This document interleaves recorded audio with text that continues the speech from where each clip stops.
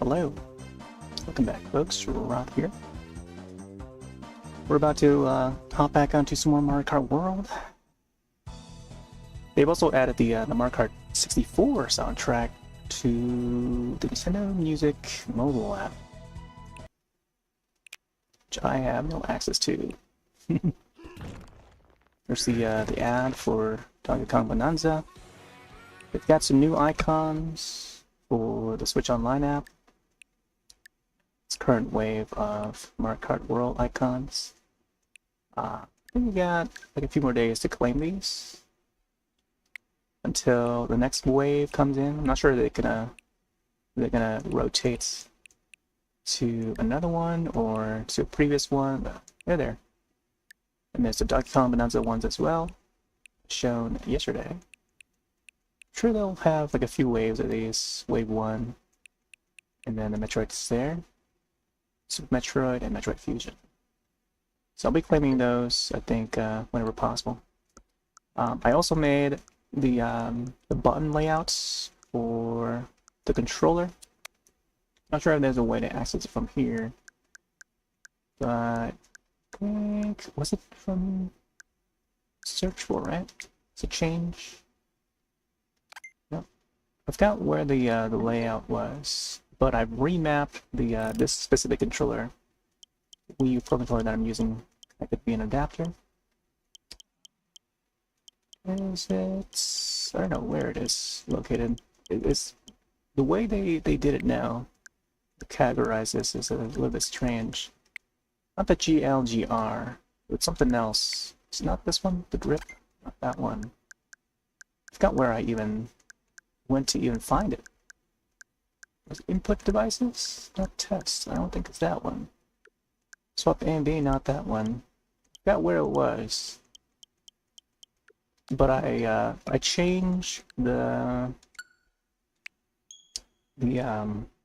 capture button to be the R3. That's the stick, the analog stick on the right. To do a, press, stick, click to do a screenshot. So, seeing that the left analog stick would restart the mission when you do a P switch mission. Normally it would be that one for this game to repeat that mission, and that will be the normal button that I would assign for Switch 1 when I'm playing like Monster Hunter or any titles on the Switch to capture a screenshot. So now I have to readjust and set it to the right stick click. But anyways, let's go in, and hopefully it works. I haven't tested it out yet. I feel like I should have tested it out yesterday if I was using the left Joy-Con to click on the capture button. So I guess we'll start with free roam, and maybe we'll do some multiplayer. I don't know. We'll probably check out some multiplayer or even some online play, so we can gain some points. I'm gonna change my character to Chuck tonight. We'll probably play the majority of this session as Chuck, because today happens to be National Football Day. Of course, Chuck being the one guy that would represent American football. Here, let's see if there's a Chargin Chuck icon sticker to attach to the vehicle. So these are some of the stickers that we unlocked last night. Got the Toad, Captain Toad, Captain Toadette for collecting some of the panels. Went over to Decay Spaceport, got the final panel. Went to Dino Jungle, got the final panel. And then I went over to Faraway Oasis afterward. Collecting time until I get there. Yeah, Dino Laboratory, and then I got the final panel. This would unlock the this Twitter egg looking sticker. We got that. Let's see, Chargin Chuck. You may want to swap the screen or TV input so I can see the game a little bit bigger. Hopefully the sound is going through just fine. Gonna double check and make sure.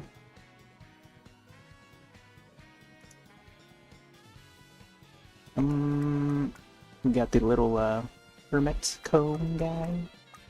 There's also this skull.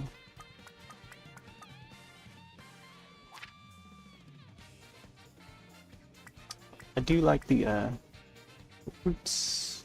Super fruits. Super fruits. Super fruits. Sound wave.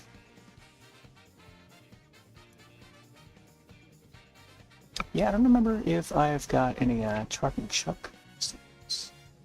But I'm keen to look around and see if I do have any. There's also this one here, the charging. What do you call these? Bisons. They sort of have like kind of matches well with Chargin Chuck. Some pipes, but I'm not sure they would match well. Hey, there's Zachary. If you want to set up a race, we can set up a race. If that's what you're looking to find. And then you can just add me from there. There's a way to do that if you want. You can set up a lobby. But yeah, let me know if you want to do some races. Let's do some set up a lobby right now, and then you can just enter. I'm looking for a sticker here that has Chargin Chuck on it. And I don't recall if I've unlocked any. Also, tomorrow is going to be ice cream day, so we're probably going to swap to these stickers sometime tomorrow.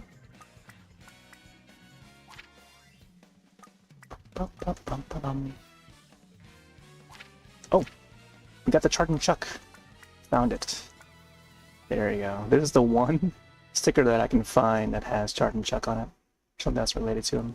I feel like they could be like, I don't know, some more designs, more sportsy, you know, helmet designs for this guy, but yeah, even that icon there that's on the vehicle.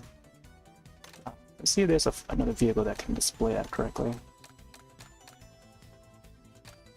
Maybe, yeah, maybe this one. This is probably the best one to show that sticker. It's also this one. Let's go with this one here. I feel like it's been a long while since I've used Chuck at all. Did have a screenshot that it showed just even last night. Good screenshot of Chargin Chuck with some Chucks in the wild.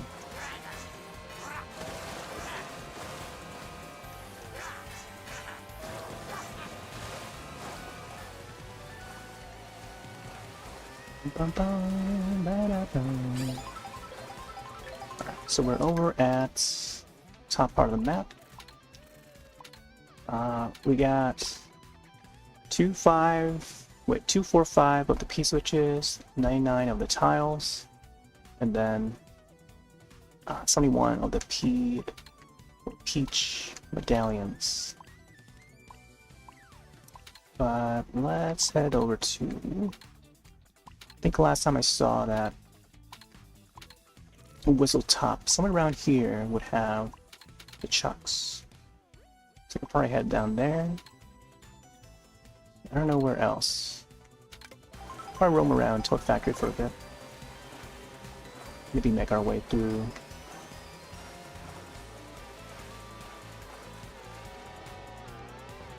Oh, there's a P-switch over here. So yeah, I don't know if you heard, Zachary.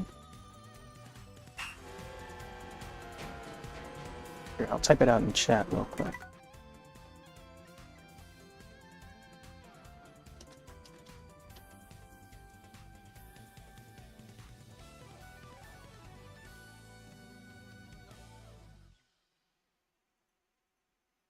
I don't know if you can hear me. Can you hear me, Zachary? You got your headphones connected? Speakers turned up? Let me try this one. I get to see.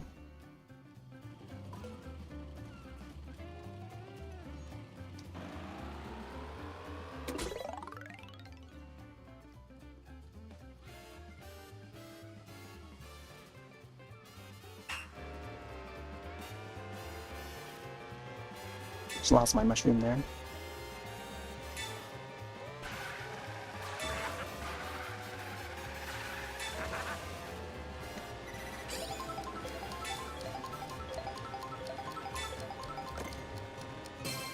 Why did they give me a shell?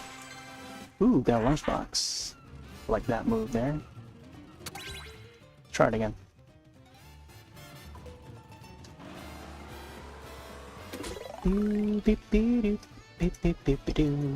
Wow, I feel like a lot of folks are popping on tonight.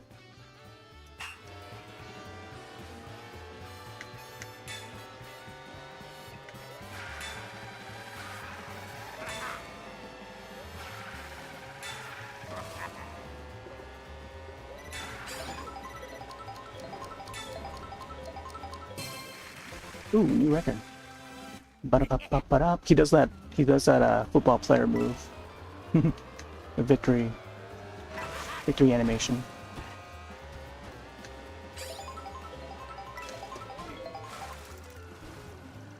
Whoa. Oh, interesting.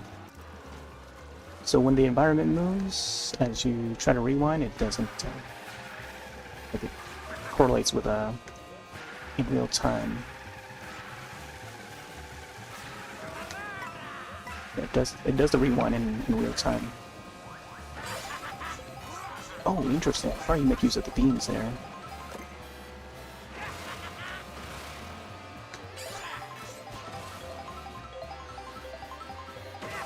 You know what?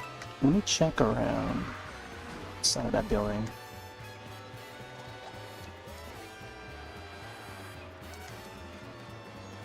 See if there's anything back here. Oh.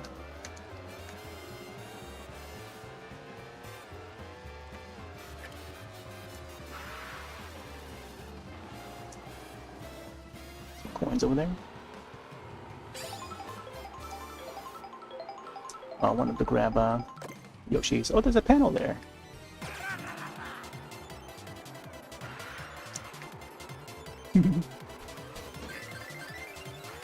Not sure if I want to do Toad's Factory today. Let's see. Oh yeah. There's like 3 panels. Okay, let's grab, what are they offered here? Chocolates maybe? Chocolates, chips, Pringles in a bag, and then energy drink, I guess. Let me grab another snack on here.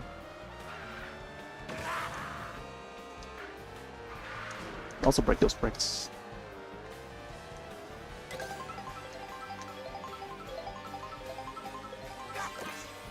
Ooh, another chocolates. Chocolate for Chuck. Chargin chocolates. We'll possibly also head to Chocolate Mountain, which I think it's further down here.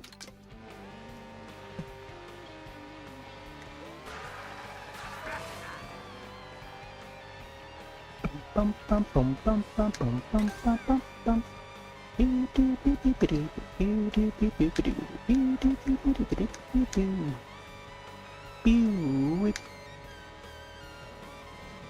Don't want to head there.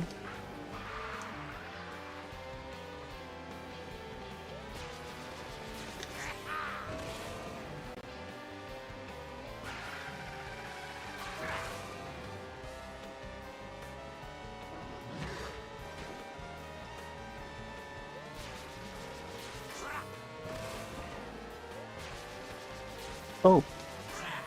Oh, I thought that bird was a UFO there. Another P-switch over here. Keen to maybe try this P-switch. Survive the spicy fire piranha plant gauntlets. Okay. We got a couple chocolates.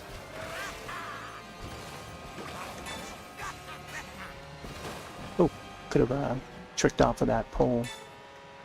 What if that was? What even is that? A light stand or something? Ooh, nice one. Hot foot gasoline. Oh yeah, I remember this. Switch. I wanted to retry that. Chargin Chuck. Ooh. There's like a piece of debris there. Decorating. Chargin Chuck. It's very cool. Man, every moment of this game. Look at his tail. His tail popping out of his shell.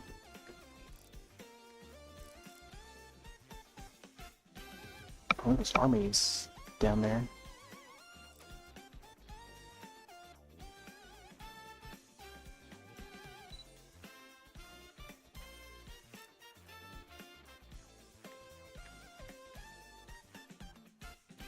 I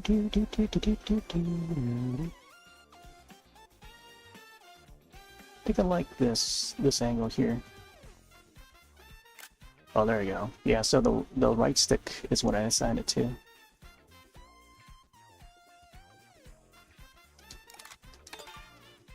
So there we go.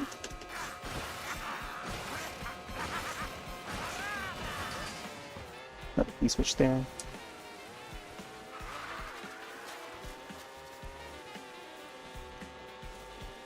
I think I want to head past the Wario Stadium area. I think this might lead us to the Wario Stadium. Ooh. Yeah, Wario Stadium's on the left, right?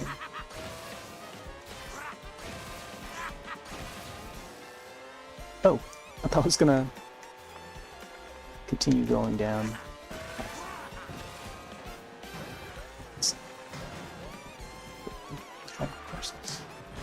If I recall, there's that one area that had the thing.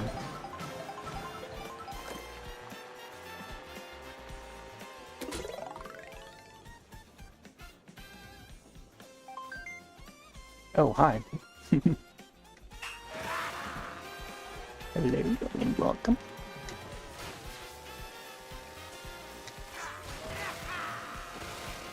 Got spicy chips.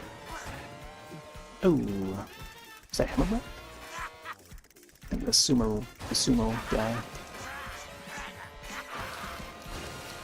Oh, interesting. Oh.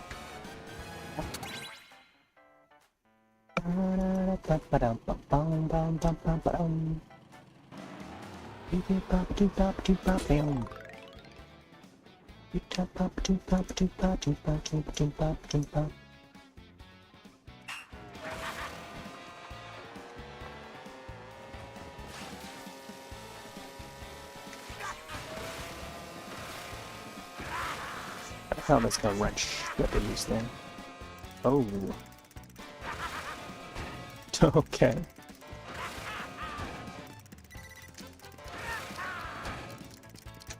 Turning it harder than that. Too much. Whoop. Hold on, let me go back and retry that one. Trying to get out of there.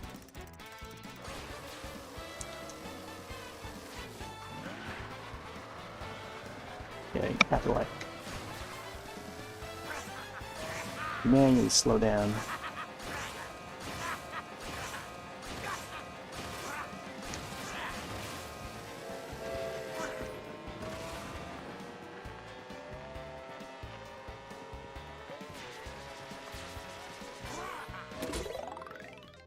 The way this guy sounds.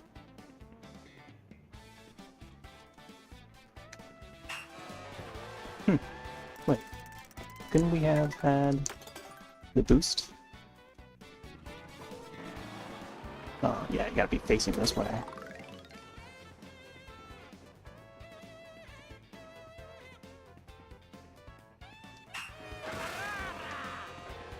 There's the boost.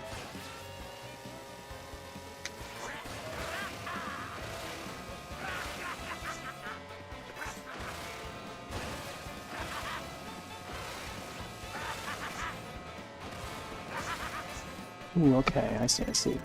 So, supposed to stay on the edge. Ah, Steer towards the right.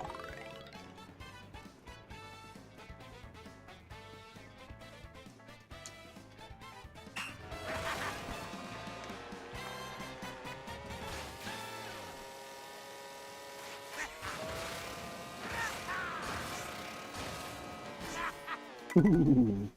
Wait, why is that guy there? The sumo guy? Wonder if he does like a shock that gets everyone to fall off.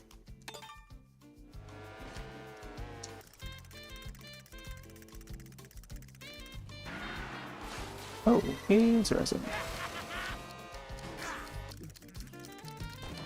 So,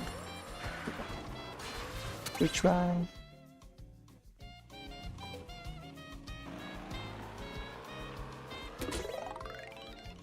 Ooh, trying to multitask here a bit.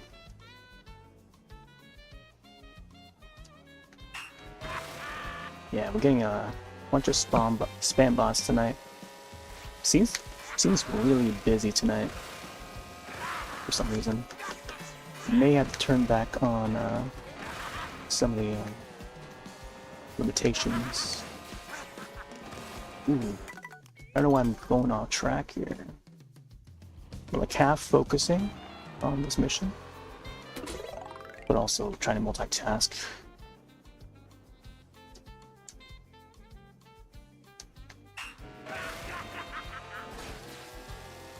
Being the player and being the moderator at the same time.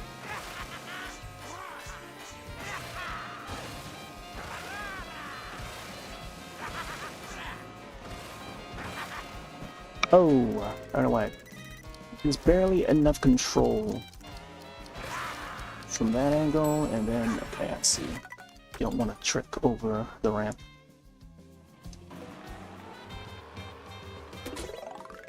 This is a little bit tricky. It may take a couple of tries, but like when you're half focusing, it's like, oh yeah. Further you go, you know, each little mistake.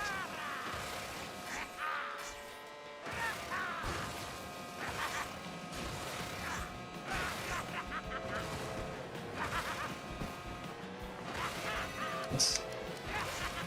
And there you go. Here, Sumo Bro. Ghost Train?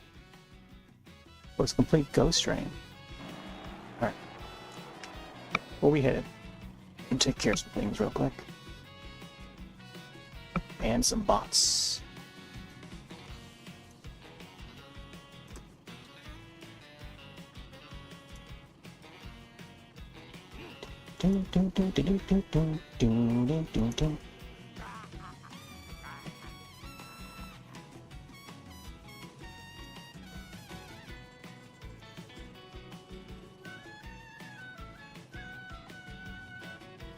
Possible bots. The private messages.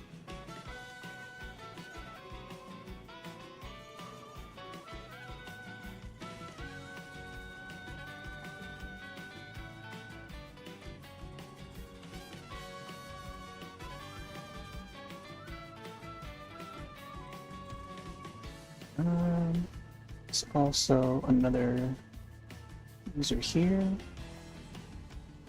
Kind of wanna, I don't know. I'm not sure if they have like internet connection issues or anything, but may want to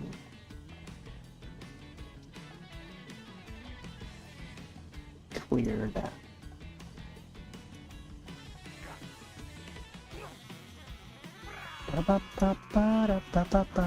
Alright, let's go back in.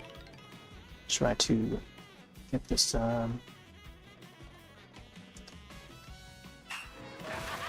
see if we can get a new record here. Oh, I thought I was gonna be betting on that. We did it a little too early.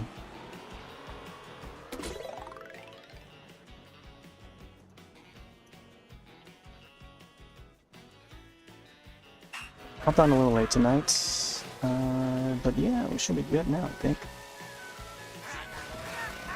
I didn't plan to do my Kart World tonight. That was going to be on a Sunday, which would have been tomorrow, I think. Yes, it's going to be both, today and tomorrow.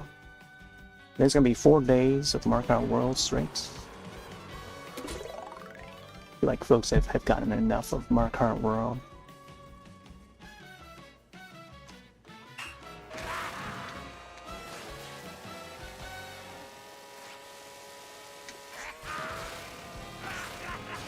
There's the one game that that would have Chargin Chuck, I think would fit well. Other than that, maybe Super Mario World. It's not a new record. Look at me go. Yeah, I feel like I can do get a little bit faster on there. I remember the train being there the first couple tries.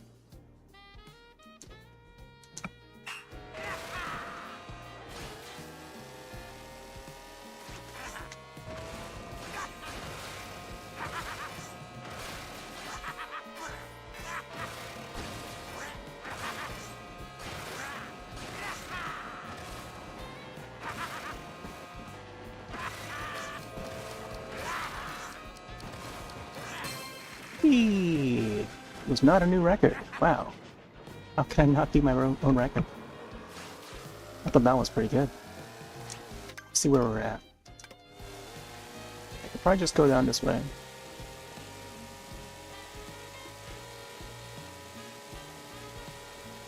Yeah, I thought that was a pretty good attempt. Ooh, look at that rock over there. And I was pressing the R button there to perform the trick. I didn't do the trick.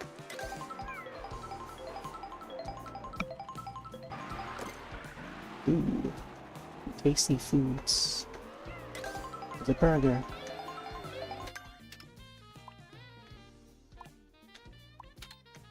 We'll probably make our way towards Whistletop Summit. Seems like that bonsai Bill is heading for the building.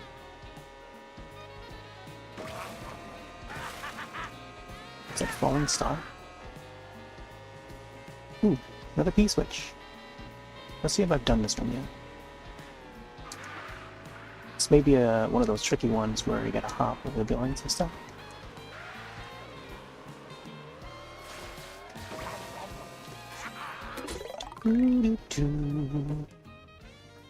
Soar to the train station's goal pole.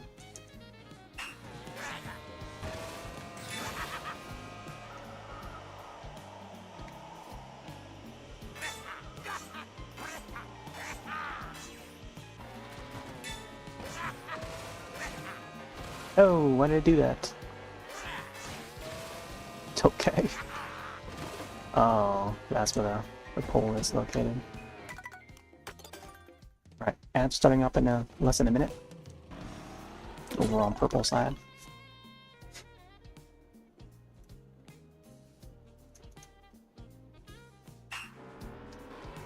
Oh.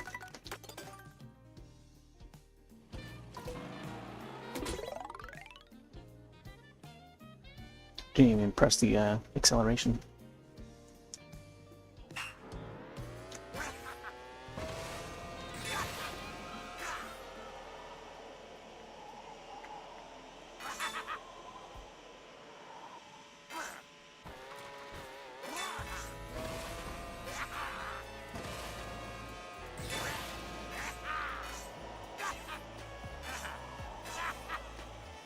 No! Should I just like fly straight into it? I don't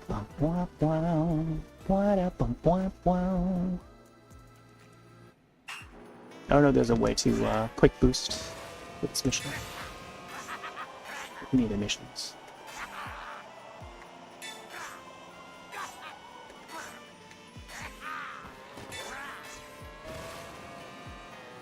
Come on, out of the way. Man. Trying to curve back to the path.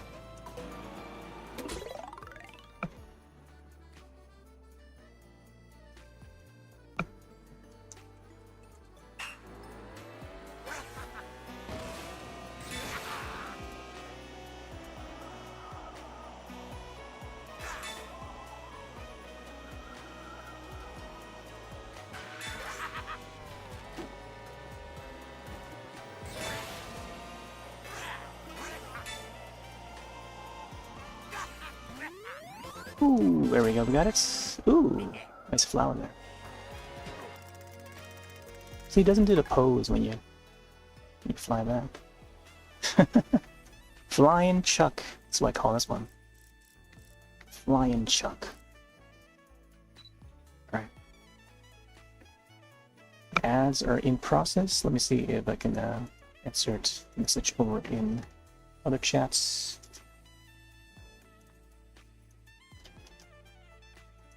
This might be the time to advertise myself. We've got some new emotes on all the platforms that we're streaming on. It's not going in. I feel like any one of these apps are definitely lagging us. Try setting this.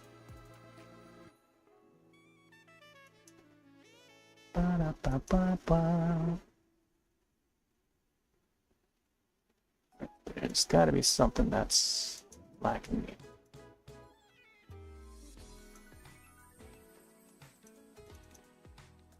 Alright, there you go, now it's going in. I don't know why it's only sending over to Kick. It sent over to Kick like 2 times for something. Is this not going in anymore? I've already synced it up. Should be connected to it. Not sure what's going in. Hey there, Jess. Welcome back. Here we go. Wait, did you start a raid? Wait, you start a hype train, looks like. Or something, I don't know. Oh, the bits! And so it begins. Thanks, Jess. Oh, right, the Gigantify. Welcome on in. Thank you for the bits. Oh, I wanted to retry this one. This one was. Oh right, this is the one for the Yoshi one.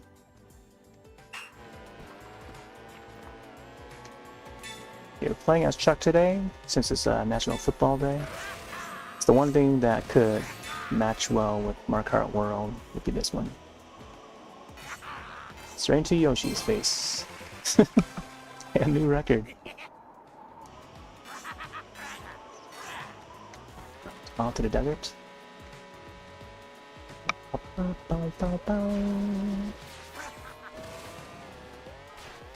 Have you gotten very far in this yet? Have you completed any of the Grand Prix or all the Grand Prix yet?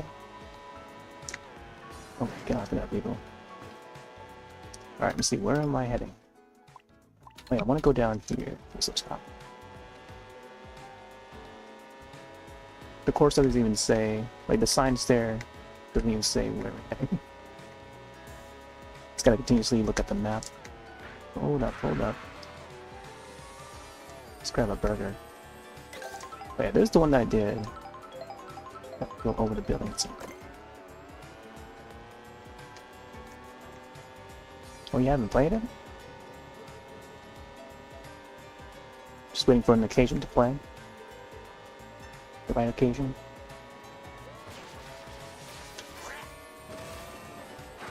Unless this is the spot here. Yeah, I think this is the spot. It's kind of tricky to get all the coins here.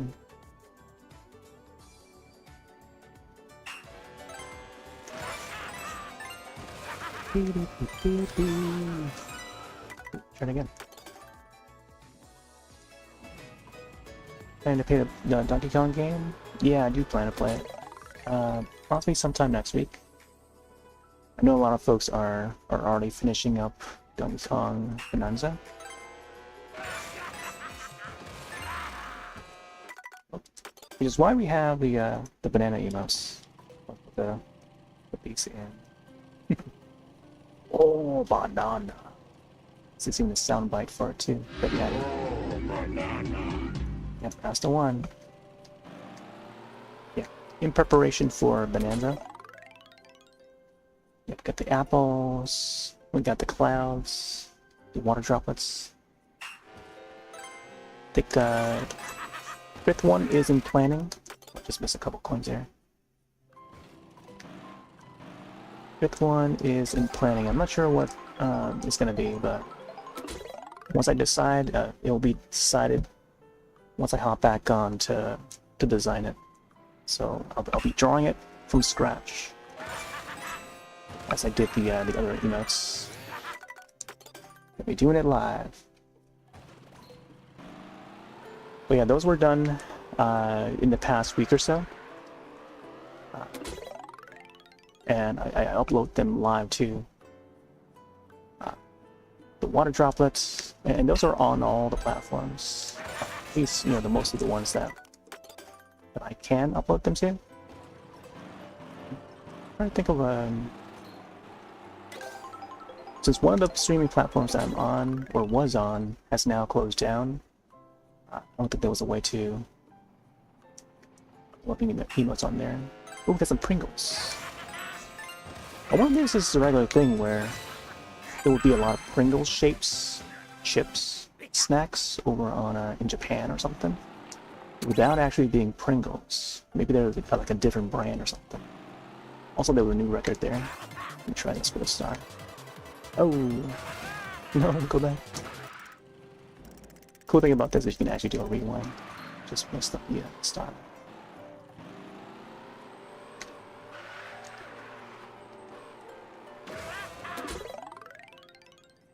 Hey there, Clyde.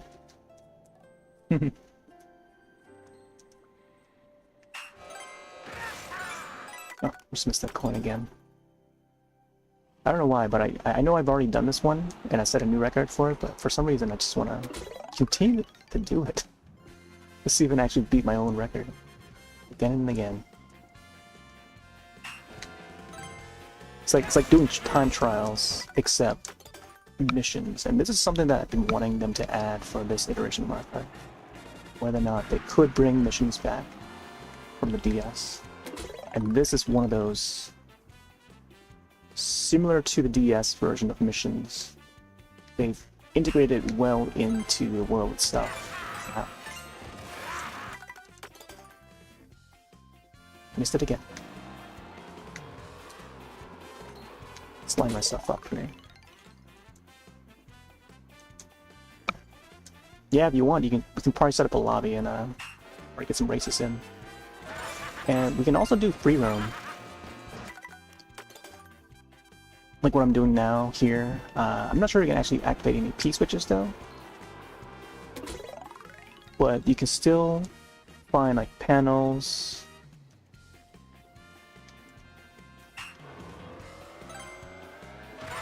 There's a bunch of them all across the maps. Oh, I missed it there.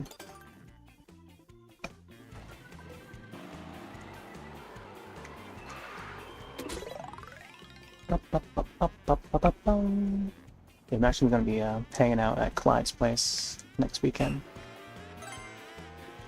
Maybe then I'll get to play Bonanza. Oh, there we go. Oh, it was not a new record. Let's move on.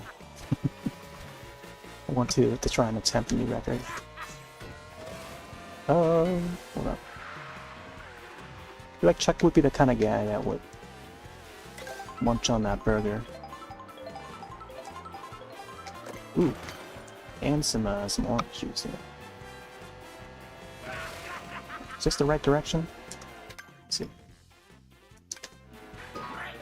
Gosh, crash into that car.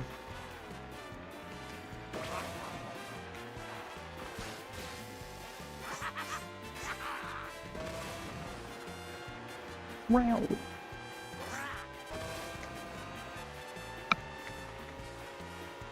Yeah, I haven't tried the virtual borrowing yet.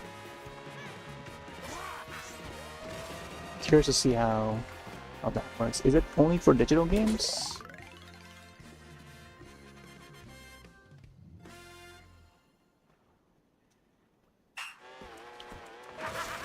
I think the version that Clyde has would be the physical one.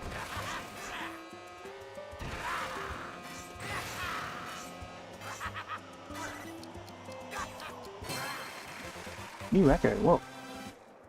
Hold on, let me try that again. I don't remember doing that one. Yeah, I think the virtual one might just be for digital. So say like, maybe someone wants to borrow want to use my copy of like Monster Hunter Generations Ultimate or something, I can, you know, find another Switch, maybe a relative Switch or something. Because they would have like a Switch Lite. And since the game is only on Switch 1, and I'm playing on Switch 2, as long as they have the Switch OS updated, I could be able to, you know, let them borrow that edition of Monster Hunter. There's animation. Alright. Menu right there. And I think it lasts like a week or something like that. I don't know what the options are in the process when you do the sharing thing, the virtual share. So maybe there's a way to select, because I know they announced it during one of the directs, you know. The memory was more clear than when it was first announced than it is now. But from what I recall, it was like a week or something, week or 2 weeks or something like that. I don't know, like a short amount of time. But it wasn't like, I don't know, it wasn't like, you know, a year or anything. I think it was like, I don't know, a week to like a month or something like that. I don't know. I might be stretching it, but yeah, there's like a certain amount of time that you can, you know, share it, and then, well, yeah, I think what happens is it automatically transfers back after that time is up, if I recall. So it's kind of like, I don't know if you've ever done Switch Online game trials. You ever done the game trials thing? Why isn't it happening here? Just ran right in front of us. Also, we're at Whistle Top right now. Yeah, if you've ever done game trials on Switch Online service, sometimes they would offer like the sports games like NFL or maybe the EA Sports baseball game or something, you know, and for free. So it would be free to play for like a week, and then after that week is over, the game disappears. You know, it won't be able to boot up anymore if you don't own it. It's a neat way to try the game out, and it's a full game too. There's no limitations other than the time that you get to play it. But yeah, it's you know, it's free for the week, and then you download it, install it, play it.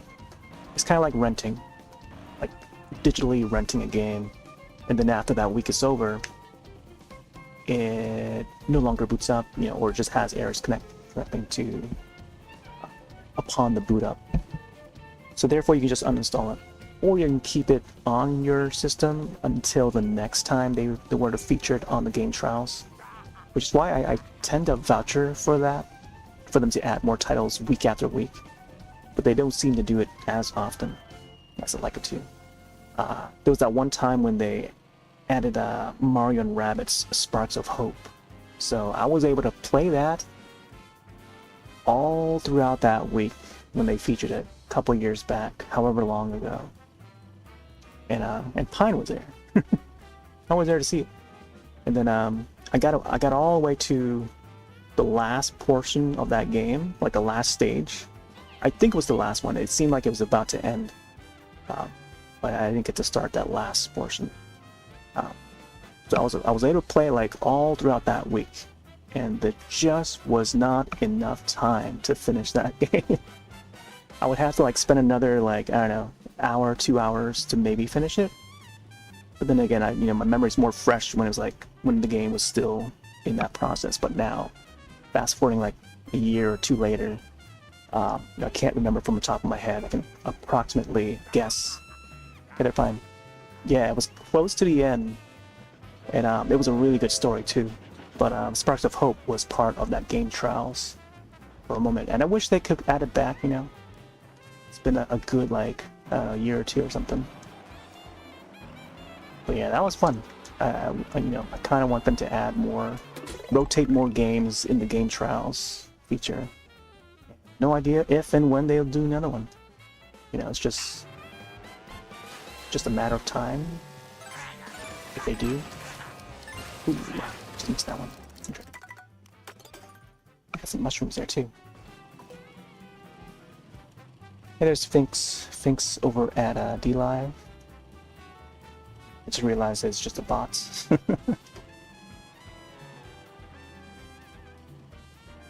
Don't know if you can reshare right away, and if it'll save your progress. I think it's just a way of when you do that virtual share or virtual game key or how it's called. It's as if you're renting the game. It's as if you own the game for the amount of time that you're given, you know? So you can do all the, you know, saves and stuff. It saves to your cloud, like it saves to your profile and stuff, your Switch profile. All of that. And same thing with the game trials. That's why I brought up game trials, because I feel like it would be a similar thing. If I were to guess, you know, it doesn't seem like there's any, like, downside to it from what I remember when they announced it. Like, it seems like it's the same process as the game trials, so you just don't have, it's just more usable because it's local. It's more meant for local trading or sharing, you know, whatever term they use. Almost in a way like family sharing on Steam. If you're familiar enough with Steam, there's a feature called family sharing, and you can add members to your family, to, you know, to your list, family sharing list, and then they would have access to the games in your library, both sides. So if you have multiple people added in that family list, it would combine all the list of games together and merge them together, so everyone can have access to those games, which is great. You know, I kind of wish. I think Nintendo is heading that route too, where, you know, there's the whole family sharing thing, kind of like Netflix in a way. You know, you connect different profiles and stuff, connect to different devices, and then everyone can watch Netflix. So it's that sort of thing. Seems like we're heading that route, you know. But you know, all this is new for Nintendo, I think, and yeah, I know it's definitely. Even I think back on, even on the Wii U would have like the different profiles for the Wii U. You can log on, but that's like a whole different process. It's not like how advanced it is now, where it's not in the way of like sharing the game, like physically sharing the game. The game is already on the console, pre-installed, and you just log onto your profile. It's like how Switch has the profiles. More so like that. Ooh, okay, getting closer. But yeah, profiles was a thing on the Wii U. I guess the Wii would have the Mii icons, but it's not like you're swapping profiles and I think everything would be like preset or anything. So Wii U was like the initial first step, I think, in that sort of profiles thing. But now I'm thinking too deep. I'm thinking too far back and too deep into this. But yeah, virtual game sharing, I think, is, you know, very similar to game trials. Oh, I just missed that one on the line. Just one more. But yeah, progress will be saved to your Switch account. As long as you're logged in to the right account that you want to keep it at, it should pick back up if and when you own your own copy of the game and stuff like that. Should be saved to the profile. Ooh, I don't know how to get even up there. Unless I jump from right when I get the coin.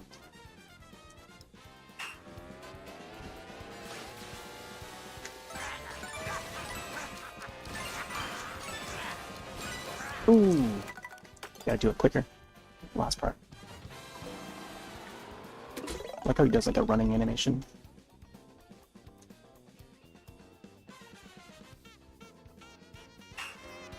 And for the resending portion, you can resend to the person again.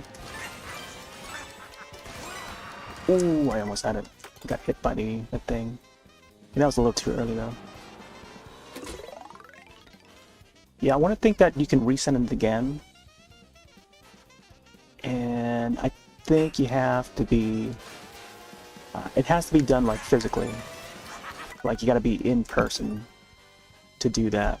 So both switches have to be together. It's in a way, it's almost like DS download play. I don't know if you've ever tried the DS download for Nintendo DS games. So say like Mario Kart DS or even Diddy Kong Racing DS.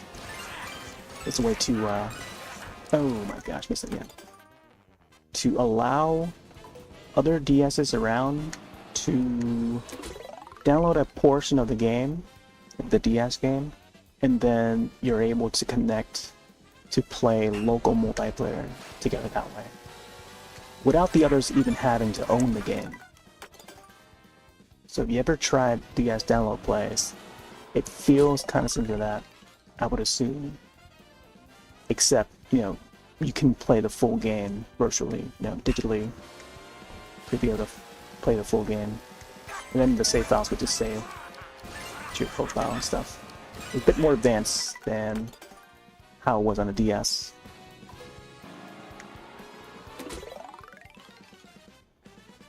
I think in a way the GBA would offer that, but not like transferable wirelessly. I think it's more similar to the DS download play. Except now with Nintendo Switch profiles connected, it keeps track of that. Save progress, you know, full game, save progress, all of it. Yeah, I don't know why the trick doesn't in the time that I press it. But yeah, I've yet to try it. But I assume that's how it's gonna work. I think the best part is that it automatically sends it back once it's over, as long as the switch is connected. So another question in mind is that what if the switch that's borrowing it is offline? If it's not connected to the internet, would it automatically lock itself from playing it in the time? So maybe there's like a timer on the software, like how they do game trials. That's why I compared to game trials, because it's so much more understandable.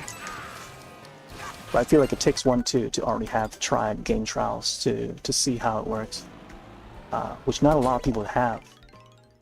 And I think that's the thing where I think a lot of folks are confused and just curious about the virtual share thing. Because maybe folks are not aware about the game trials or some of the features of NSO.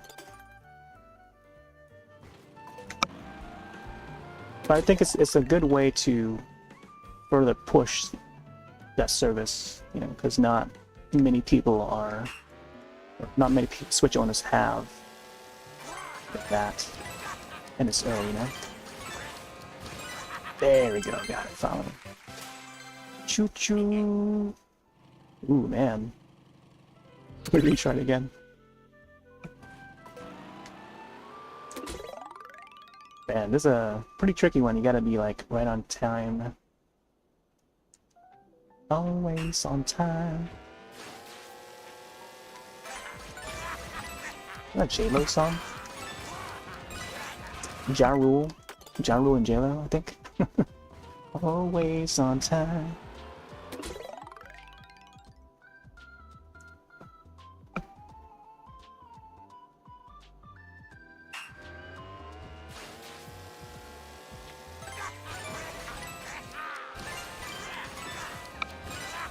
Oh, another one.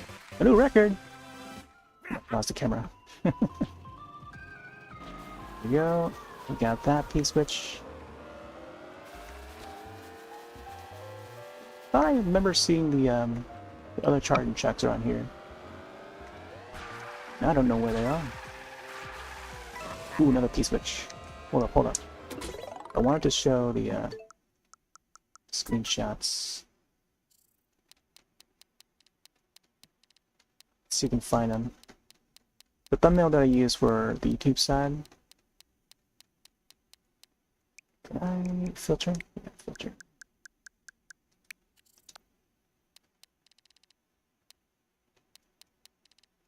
I know I have them here somewhere. Oh, but there. So from the looks of it, it says Sunshine Railway. It looks like it was part of the like this area. You get the toads with the mine helmets. Or what are those are called?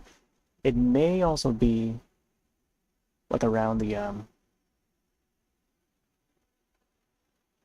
those the drifts area. The one where it would have like the cave. I don't even know what it's called. Let me see. Try to train how fast you can go. Yeah, I thought it would be this area, but it could also be that other area. So I look at the gravel. Oh, maybe it's this area here. I remember seeing this. Looks like I go up. Yeah, maybe it's around this area. Yep. And then the gravel matches the patterns here.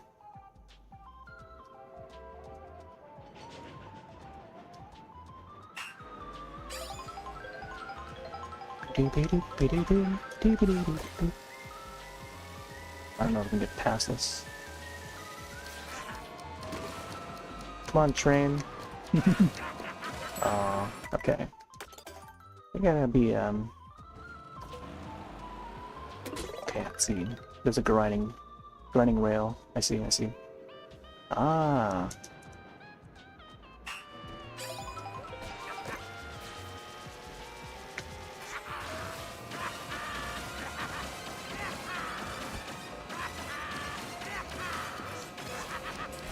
Oh, I see. Yeah, it's gonna be a little bit faster. That. Alright, hold up. Let me see if we can get some spam. The spams are attacking a whole lot tonight. I don't know where they come from. For some reason, Saturday night seems to be the time to attack or something. They send in so much spam tonight alone. There's been at least like three of them across all the sites. Try to load this page here.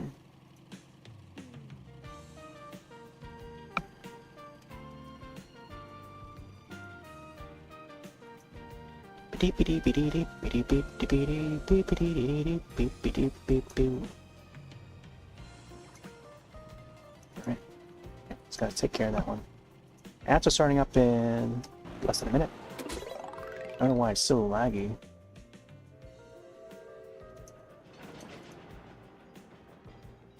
Go.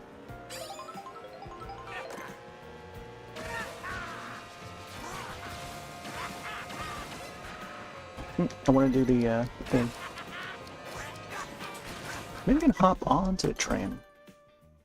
Like I get higher. Gotta get higher.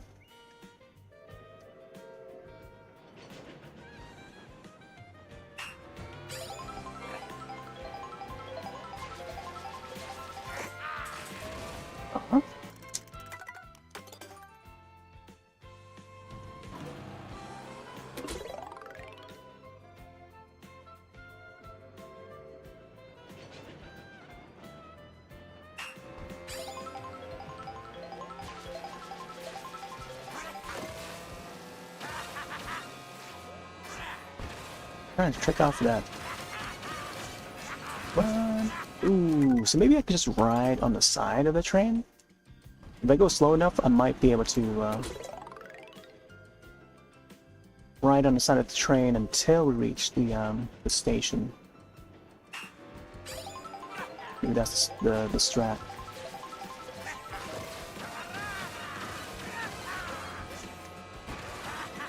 Oh, I missed it. Man, they give us a gold mushroom too.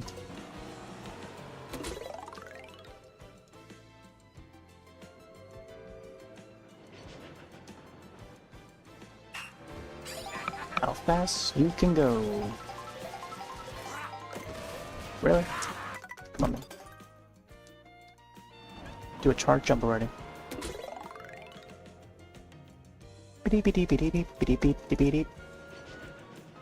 Bump, bump, bump.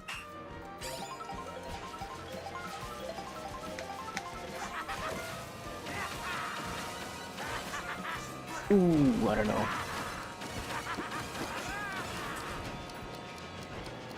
Okay. Oh man. They gotta like do another charge jump or trick off the railing or the ramp just before landing on the train.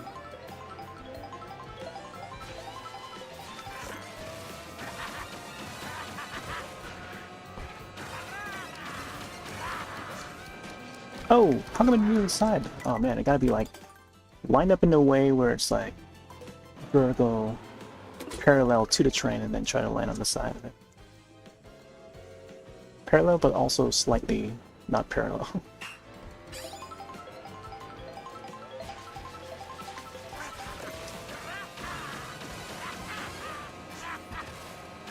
I think I could grind that. Oh, oh, oh, oh, oh, oh, oh, oh, oh, oh, oh, oh. Okay. I think I gotta get past that train. That was pretty close though, I think. Just couldn't get across. So maybe I'll reserve the mushroom for when I'm close to it. Oh. Oh, I was hoping for the charge. Come on, charging Chuck. Yeah, charge jump. If only the charge jump is adjustable, like it can charge up faster for the jump, like a second sooner or something. It does take a few seconds. Oh man, I don't know why that ramp did not. I think if there was a boost on that ramp, probably launch us a little higher.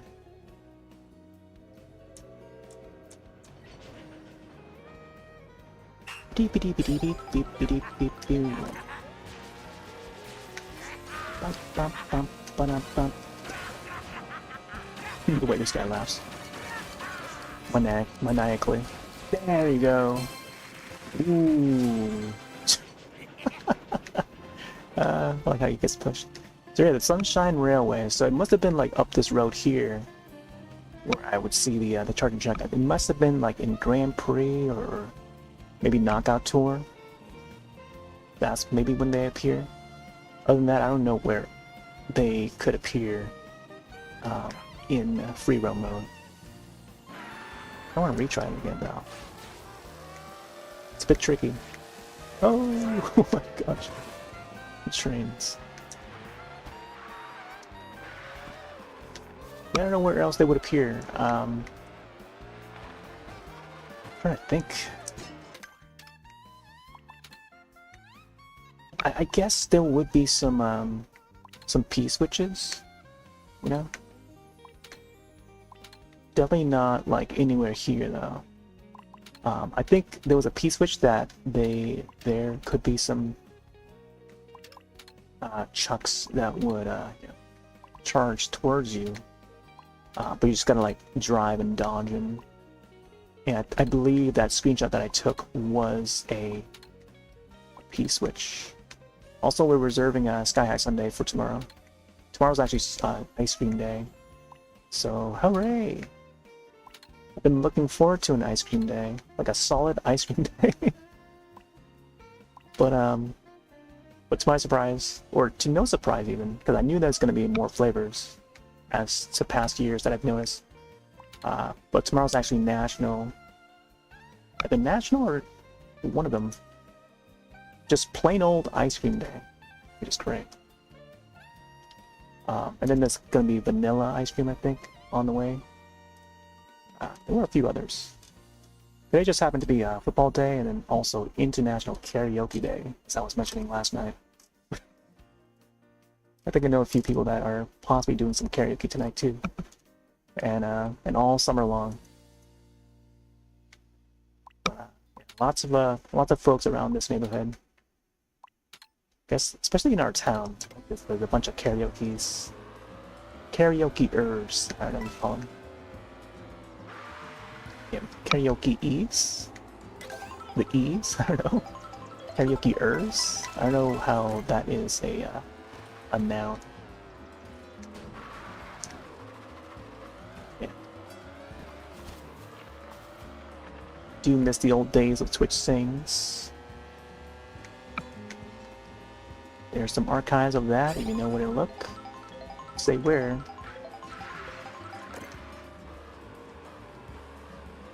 Let's grab some skews here. Or some barbecue. It's gotta be like a barbecue day. Sure of it.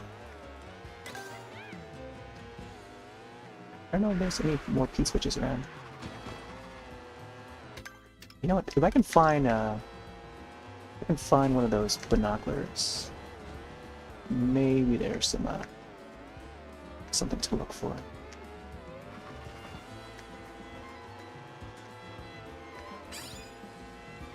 Yeah, you can always go for some ice cream. Mm-hmm.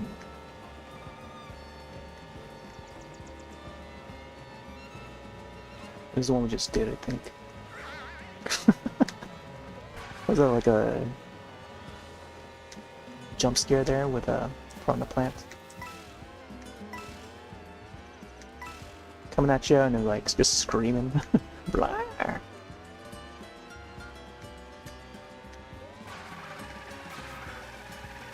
Ooh, some coin up there. Oh, get some donuts. Man. Go for some donuts. Looks like it's got like jelly, like I don't know, like gummy, fruit gummy hearts or something. I don't know, some sort of fruit candies on there with whipped cream. Maybe not even cream at all. I don't know. Possibly like a different.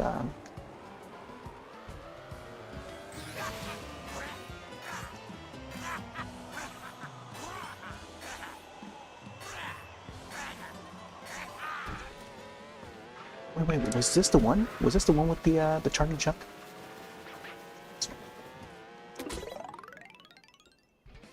Oh no, there's the blue coins that I did earlier. You know, what if I try to find out one that had the Chargin chuck? Any particular flavor of ice cream? We do have. I just ran out of There's a Red Sox one. There's a baseball Red Sox one, which is basically just vanilla and then chunks of fudge mixed in. But yeah, that one was pretty good. They put chunks of fudge and then some chocolate syrup in it. So that's the flavor for that one, the Red Sox one. Red Sox is our state's sports team for baseball, American baseball. I'm not too into sports, by the way, but I am familiar with our local teams. And then I guess for football it would be New England Patriots. You know, that we root for. I mean, and then Boston Red Sox would be the baseball team. And I guess those are the two. And then I guess for basketball it would be Celtics. You know, Boston Celtics. That, you know, I guess, you know, the entire state is gonna be rooting for the home team, right? So that's usually how it is when it comes to like sports. Yeah, I have a large group of friends who are into sports, American sports, NFL, NBA, NHL. There's not a lot who are into hockey.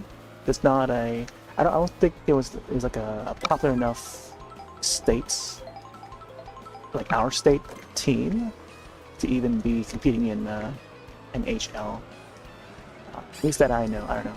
I don't know much NHL. I know that Canada loves NHL though. Canadian teams are you know, the ones to root for. I got already done this one.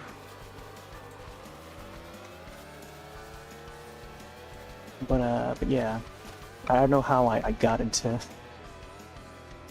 the sports topic. I guess maybe diving into it because today just happens to be football day. Oh, there's another P-switch over there. But yeah, there's that, and we do have a little bit of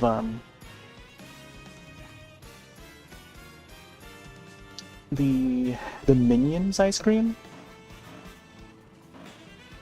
because the younger siblings like Minions. Oh, there's the hold on, let me check those binoculars real quick. Yeah, there's actually the Minions ice cream. It's just the ones for the younger siblings. And they're actually pretty good. I tried one the other night. They have the one missing hole at the center, which is meant for their eyes. But yeah, Minions ice cream. It's a thing. I guess it's pretty common by now since there's been so many iterations of the movies. But yeah, banana, you know, those Minions guys, they love their bananas.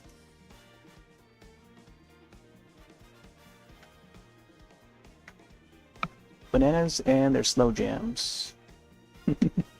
Something that I can vouch for.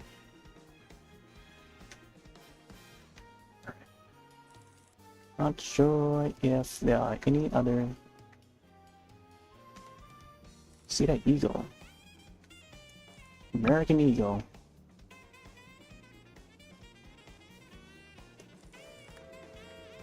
Oh, there's an abbot. I think I chased that guy already. Whoa, look at a pile of gold there. The coins, I mean.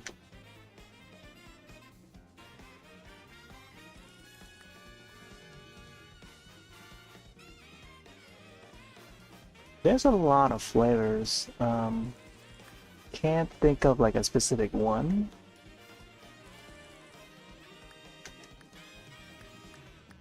I always come back to like the birthday cake ice cream. The Oreo one is pretty good. There's some Oreos ice cream. Oreos cookie. But I guess that would also be like the cookies and cream. But an Oreo specific one? No, I think, you know, it's a given that, you know, they would have an Oreos cookies one. But yeah, cookies and cream is a common one. Regular flavor that everyone seems to enjoy. It's a classic. Oh, doing that wrong. I'm going the right way, but I went the wrong way. Whee! Wilderness Coast. Wow, they even have an image of the whistle top.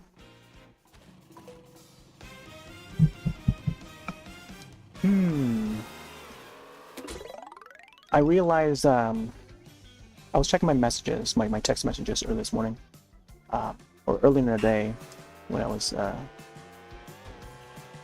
doing my Dempa men stuff, and I was late to respond to an invitation to go to the beach.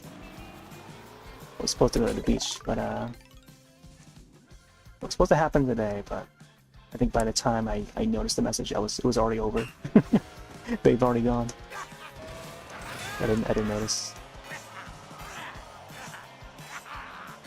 It was a family outing, you know. My aunt and a few other family members, relatives, they were vouching to go to the beach somewhere in Rhode Island, and which is a state away from us. It's like a 30-minute drive southern from where I'm located. And then yeah, they showed me clips afterward that I was like, oh, if I had known sooner, I would have joined. Hopefully there'll be a next time, but we'll see. Yeah. It'll be fun to go, but I feel like it's been a long while since I've gone to like an actual beach. I think it's been like so many years, even prior to like 2020. If you counting how many years past 2020 by now, rewinding even further than that, further before 2020. Yeah, the last time I've gone to the beach, oh my gosh. I think it must have been like 2016, but it wasn't even for being at the beach and doing beach things. It was just to be, it's just to be at the beach. But like, momentarily at the beach, but it's not to actually go to the beach, to be at the beach.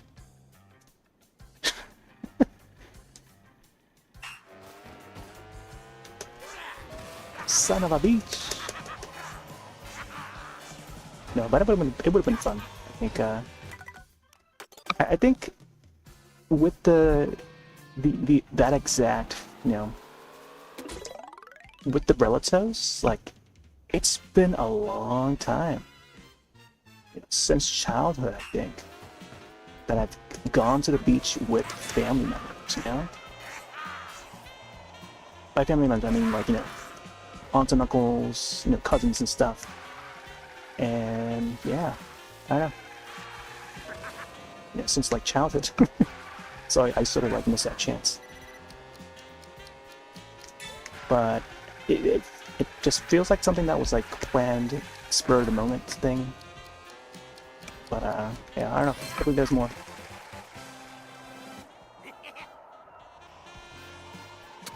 I want to see him actually break this record.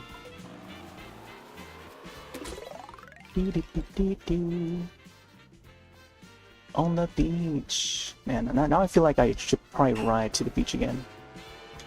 In this game, I mean. The Trovo beach.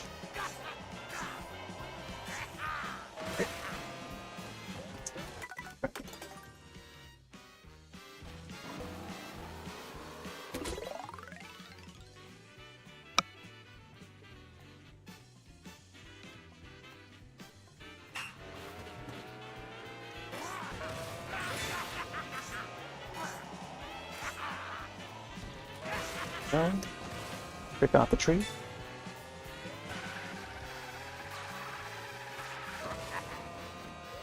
Yeah, I've got a, I even have like a playlist for like playing music while at the beach and stuff. Lots of songs inspired by the beach. Like a new record. Do a photo. Let him go. Yeah, I've got like a music playlist that's like inspired by the beach and stuff. Songs inspired by the beach. The majority of it is like beach house. New record. I listen to a lot of like trance music and stuff. Yeah, new record. Oh, this guy does the flex too, huh? Kind of like Donkey Kong. Oh yeah. I just realized he has only 4 fingers per hand. Huh. Charge! That away! There you go. So I set the screen capture to the right stick click now, so it's easier to capture screenshots. Choo choo! There you go, this angle's good.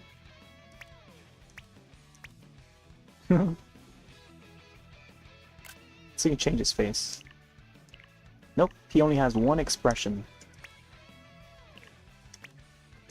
Yep, when I try to change the expression, it doesn't change it. The expression options.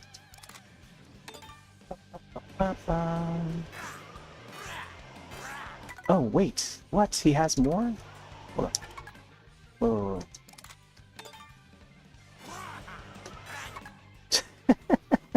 Oh no!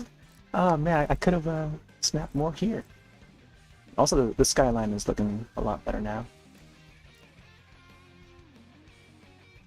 I guess I can't rotate. Let's get this dude in.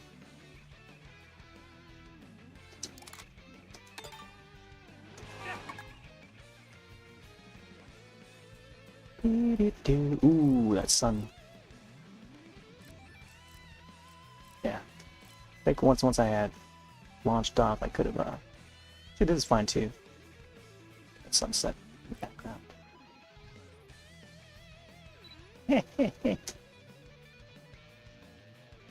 Choo.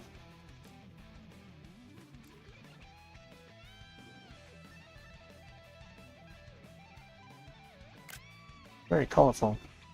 I feel like it won't match the Blizzard top as much, but it's like it's just like, I don't know. It's got a much more modernized vehicle than the locomotive, you know?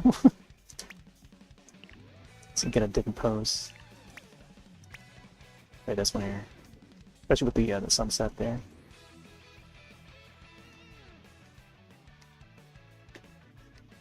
Ooh, this one.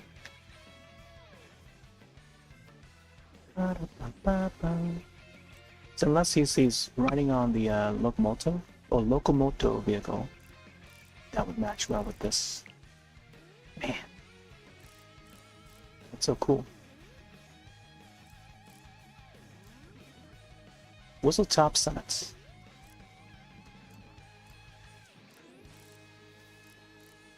Not sure I want to include the sign at the bottom, but maybe I should. I don't know.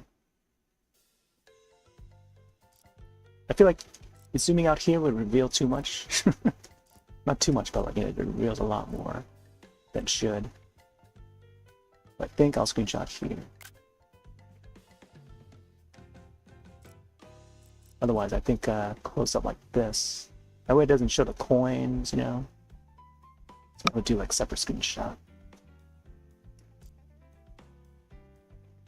Minimal coins, minimal, you know, things in the background, or do a blur. Get a blur. Looks nice. Alright. Wee-ha! Oh my gosh, crashed into the sign. Let's see what that sign says. Wilderness Coast. Oh, and there's a logo for it.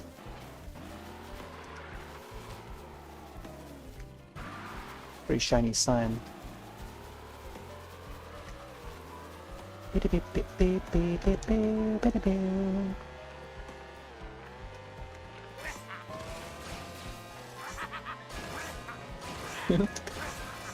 Or the clapping chuck.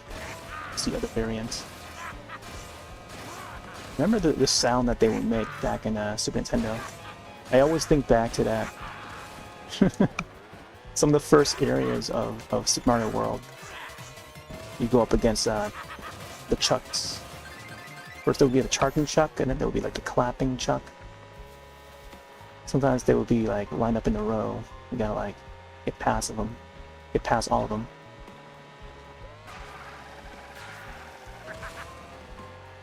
Now we're chasing out this Mario here.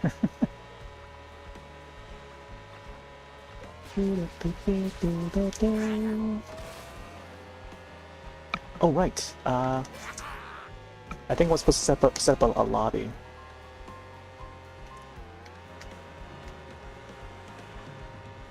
Yeah, I don't know if folks are up for some racing, but I can probably do a lobby and see if folks are up for some versus. Maybe some knockout. I think this vehicle setup is just fine for Chuck. Just a standard cart though. But I'm sure that there's probably other cart setups that would work well. Maybe even better than this current setup. So, yeah, we just did a few more key switches. 252 now, and then 99 of those panels. Here, let me see if we can go back to the menu. Ba, ba, ba, ba, ba, ba, ba.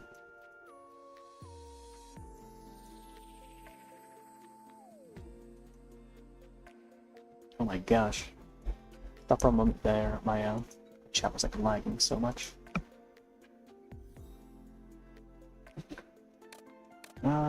Let's see, online play. Maybe I just do some online races. 6,200 on the points. Nakatora has 3,400. Didn't really raise all that much. Only did like so little knockout tour online. Yeah, let's join a random one. Watch us get totaled. Speed is pretty good.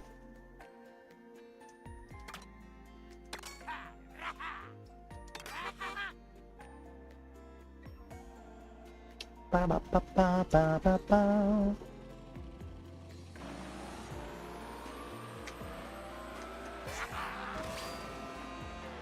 Oh, also, should probably just do AC a bit. Blue medals, here we go.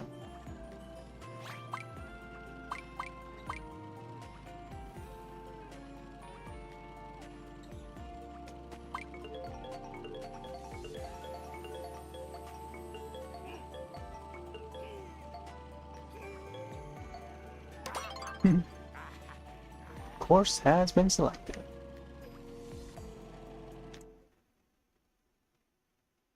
Oh, seeing some Japanese players already.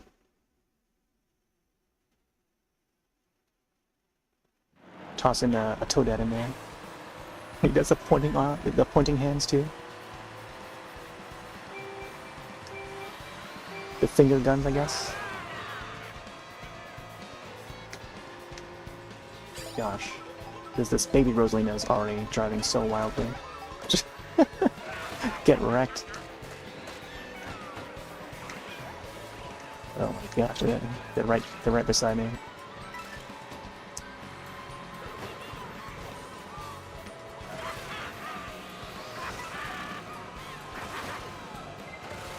Look at it, the same player right there. It's left and right, left and right. They just don't have control. It's like they're doing like this, like the rest of the way, like all the way just doing that. Left and right, left and right. It's gotta be like an old person playing that. You just imagine like an old lady just like trying to race in Mario Kart. They're trying to control. Oh, I'm going too fast. Oh, this way, go that way. Oh man. I've seen a couple of not so elderly, like it was like older players who were like in their 50s or 60s. They were actually playing Mario Kart for the first time ever, and Mario Kart World being their first game, and like it's like amazing to see, like, man, and also seeing how they play too. But interesting. And they pick it up pretty fast too. I think it's a matter of like,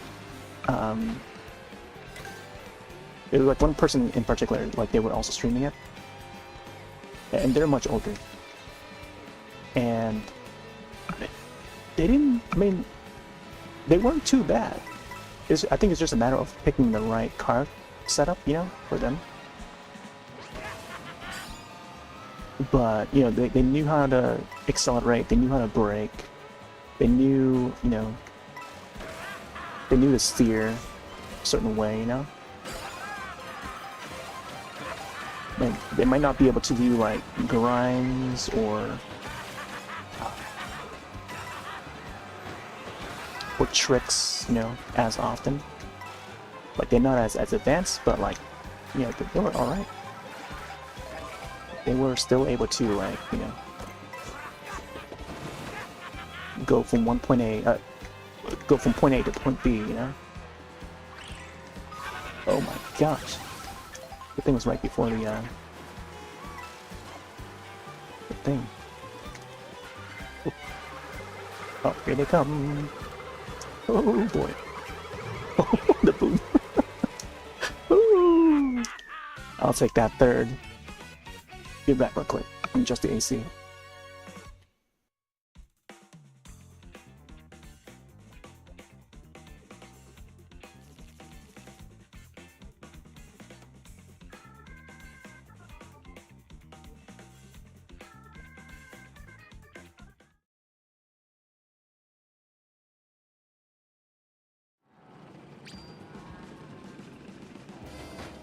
Okay, we're back. Ba-da-ba-ba-ba-ba-ba.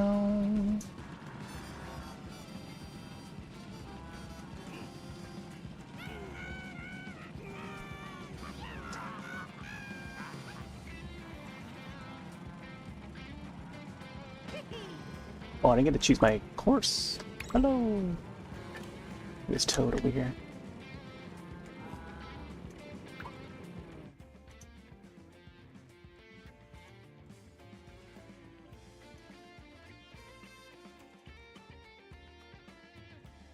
Dandelion Depths. That's the course that I was thinking about. I couldn't think of the first word. The depths.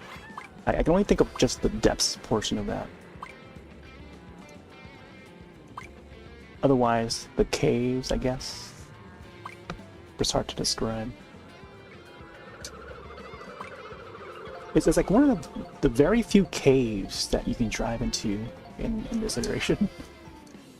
Whereas I feel like 8 and 8 Deluxe, even the Wii would have like the Water Gold Mine. That would be like a cave-like thing. And then there would be like the mushroom. What's that mushroom one? Mushroom Gorge?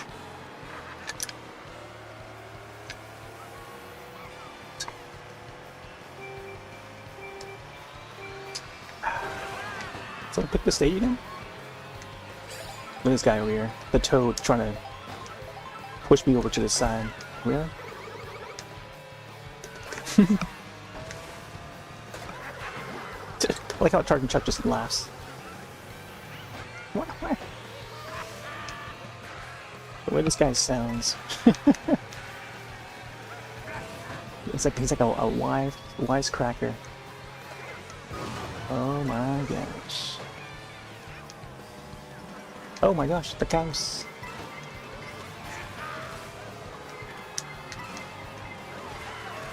Wait. Speaking of cows, there's a moo right there.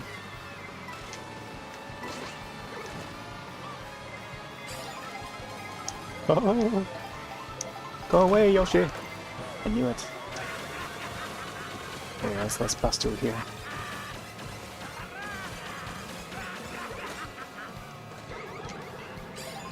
Double. No, get away, snow guy.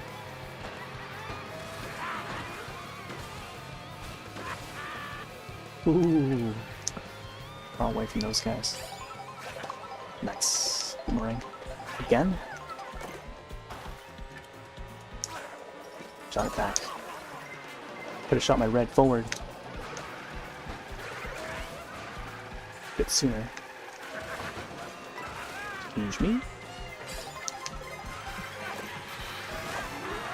Let's put a ghost there.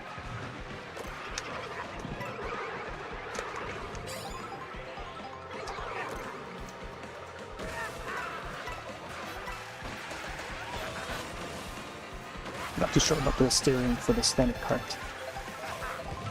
Oh my god! That just shot someone's bomb or something? Oh boy. Ooh, wow.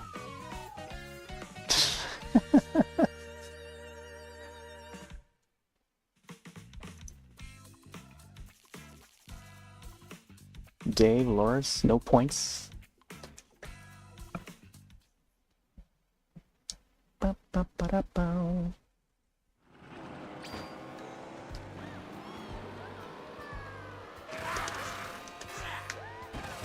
Let's go up here. Bloop, bloop, bloop. I like how like piece of the pipe has been broken off a bit there.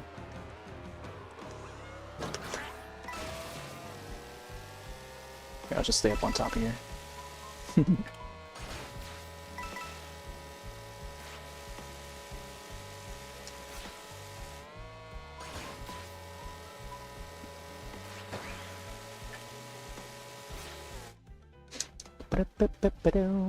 Boo cinema.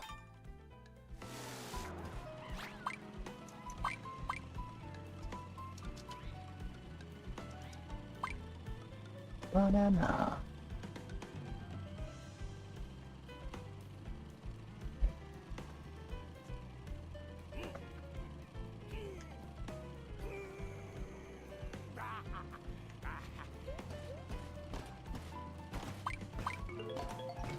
It's almost a full lobby.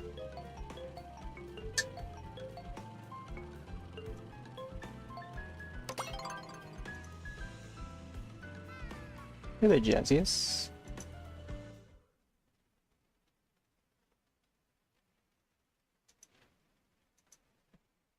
So you can actually type in there. Oh, I can't type right now.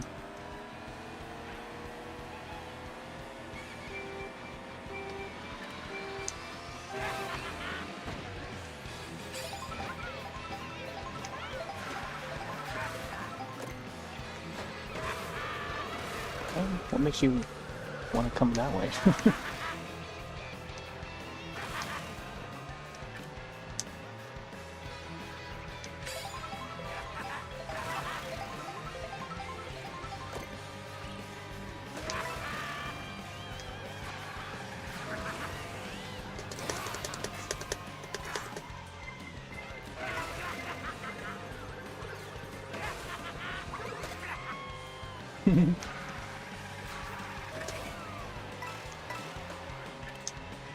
Oh, I thought there was like a hill in there. Trick off of. It's boo time.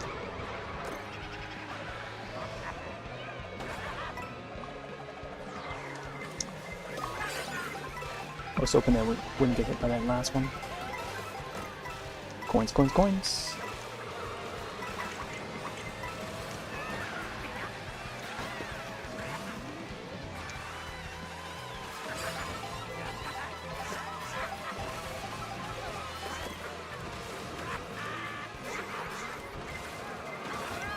Whoa.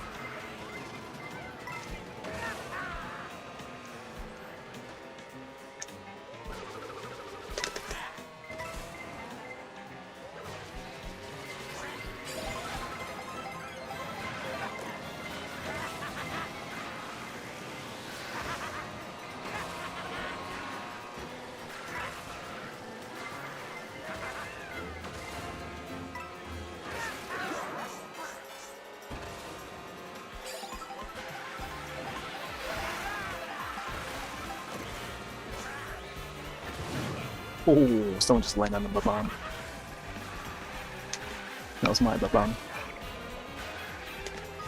Oh! I want to shoot another hammer there. Chuck's response. Ah, da, da, da, da, da, da. It's almost like the Popeye chuckle. Popeye chuckle. Nice. I'll take third. Beep, beep, beep, beep, beep.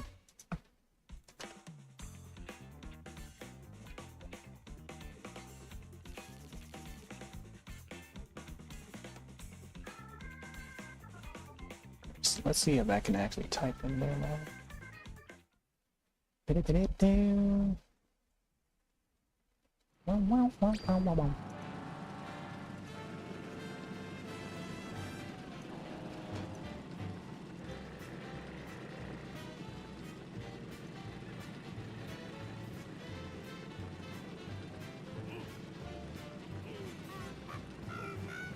Oh man, lots of folks streaming Dark Open Nonsense tonight.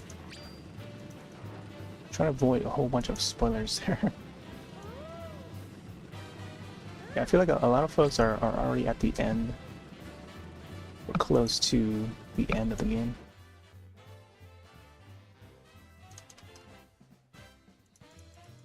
Looks like a lot of folks are enjoying it though.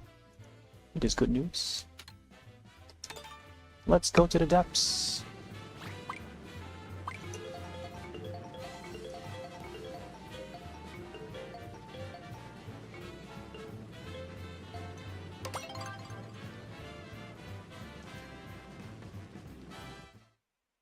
Bum, bum, bum, ba-dum.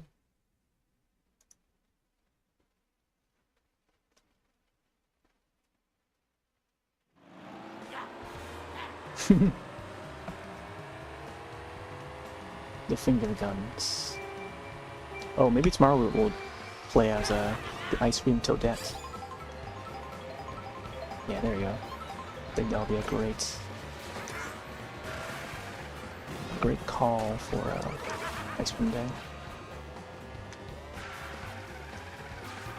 Oh, it was also a sour candy day yesterday too, and which reminds me of an ice cream flavor that had like sour flavor.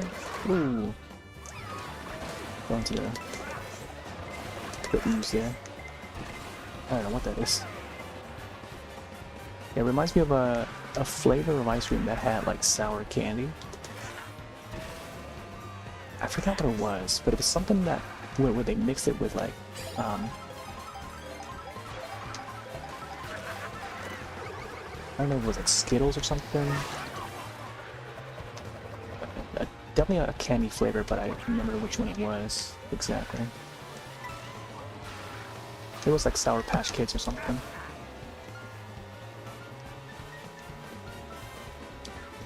But it was a good flavor. And the blue part was probably like the most sour, from what I recall. Like blues, reds, yellows, maybe a green, I think.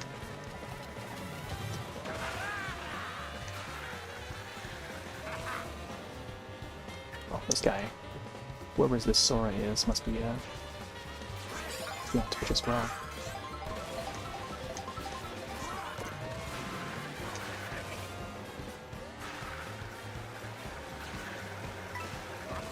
Oh, we definitely need some more coins.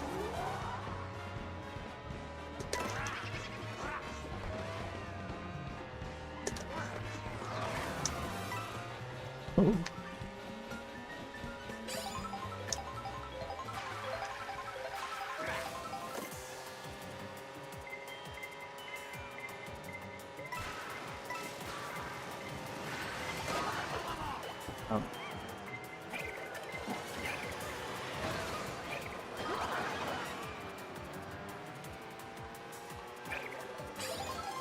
I don't know why I'm about to shooting backward for. I gotta move forward. Somehow I lost all my coins that I collected.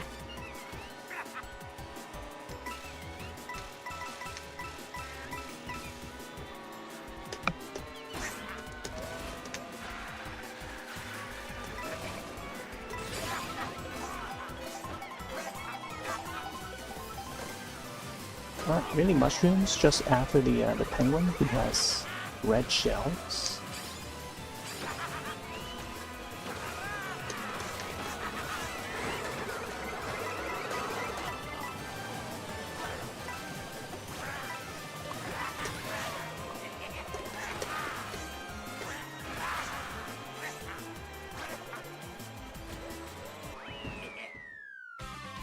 Hard to get from that. But I guess I'll take 9.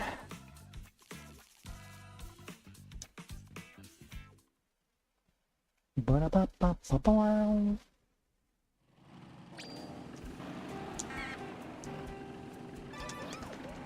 Oh, there's that burger hat. So apparently it's supposed to be a toad. Huh. It's a toad, you can unlock that. Also, I need to play as the babies too, so I can get this snorkel outfit. A snorkel.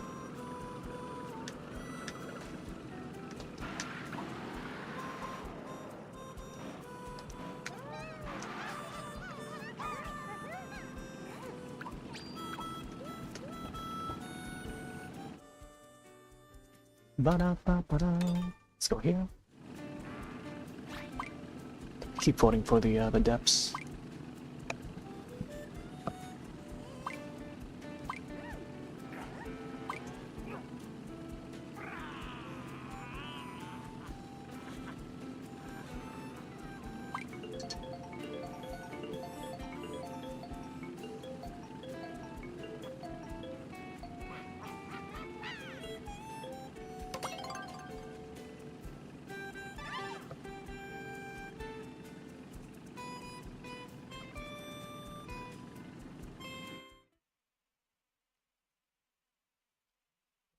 Ba-ba-ba.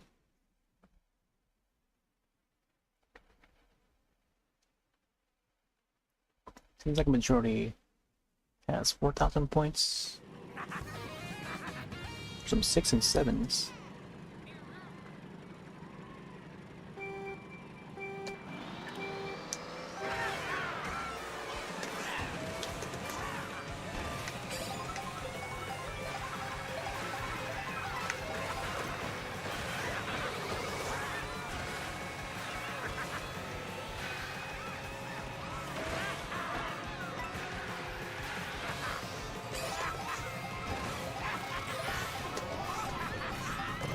Freaking all the tricks. Oh.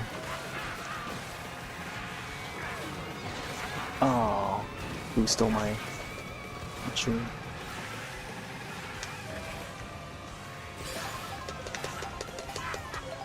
What? I don't know why it dips me down. That's so weird. Like, the more tricks you do, the more gravity that's put upon you or something. It's so weird that it works that way. So maybe I should perform less tricks.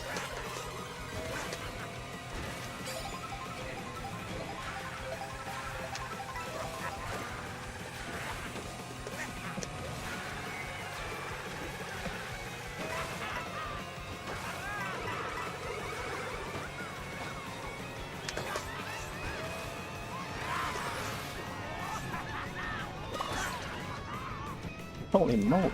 Oh, it's like that? Man, they play so dirty. When you get hit by a boomerang, you just fall back. You don't get to go forward.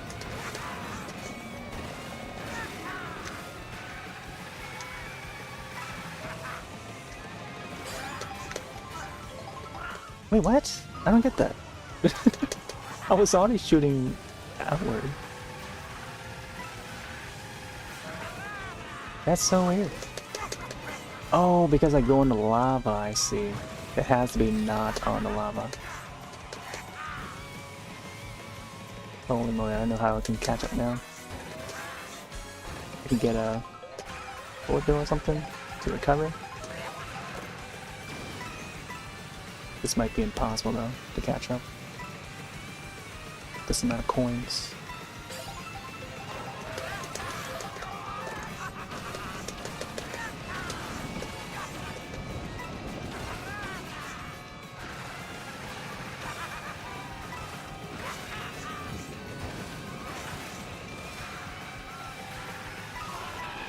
Pretty save it for right here.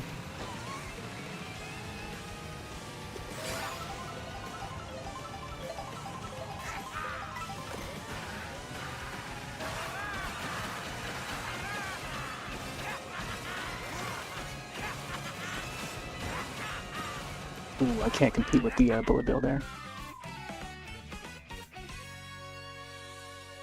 Yeah, that's tough to catch up there. Especially in the last lap.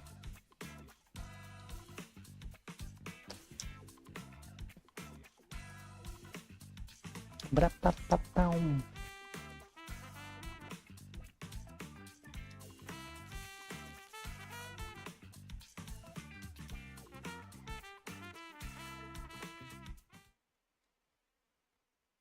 Did they really add bots in there?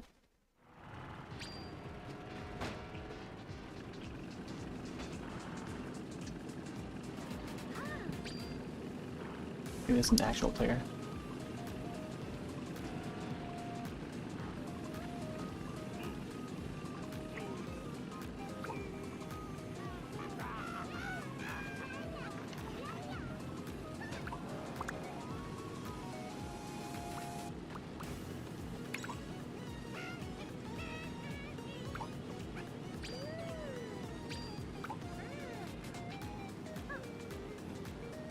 Boom, boom, boom, boom, boom, boom, boom.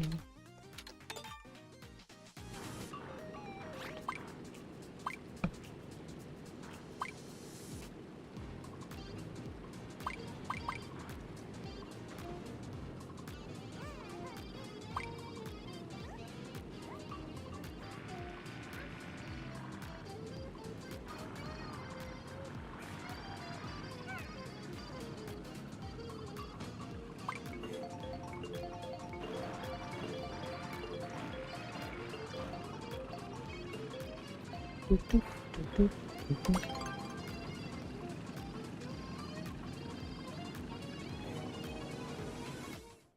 is this airstrip? Yeah, airship point fortress.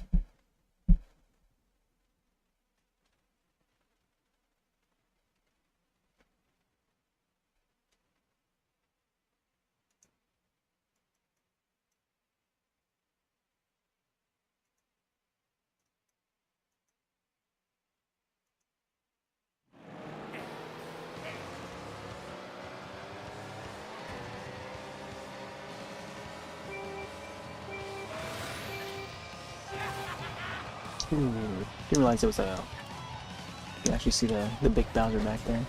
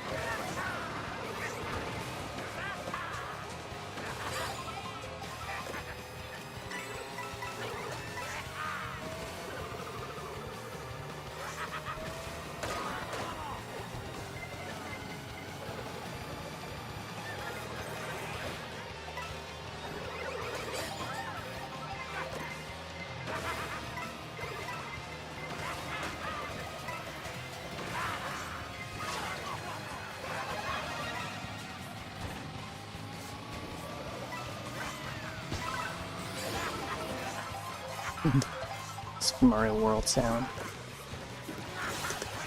Wow, a blue spinning in both ways.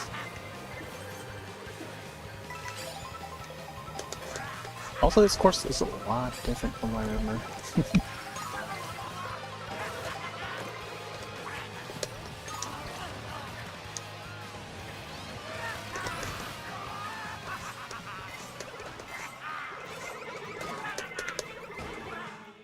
Oh wow, you can't even go down there. It has to be like up here.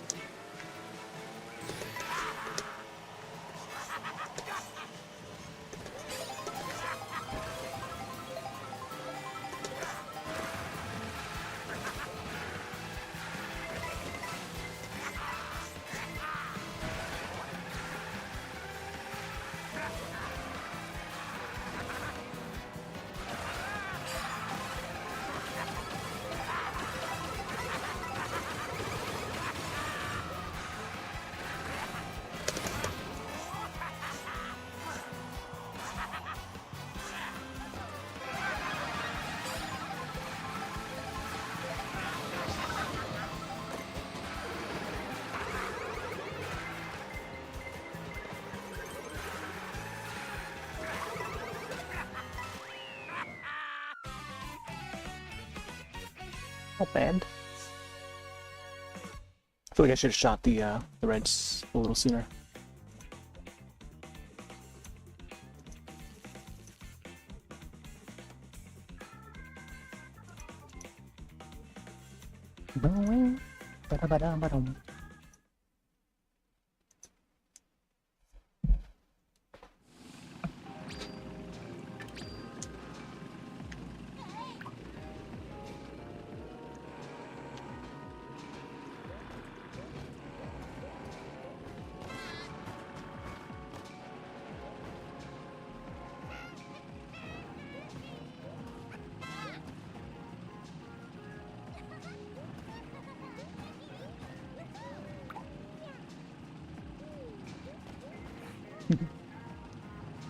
Like how the Toadette and the baby Mario still there.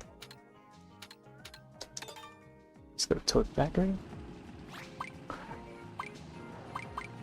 I think we should maybe vote for. Oh, do they allow the thing where they probably don't allow it anymore? Like with the previous update, we would be able to choose a different course where it doesn't connect.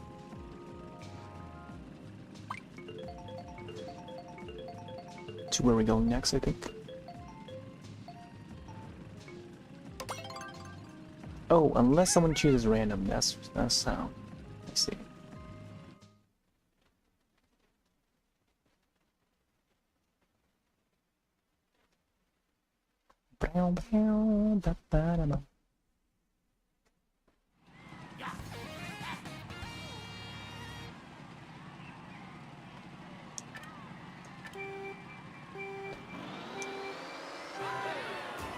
Oh, I didn't even get the boost.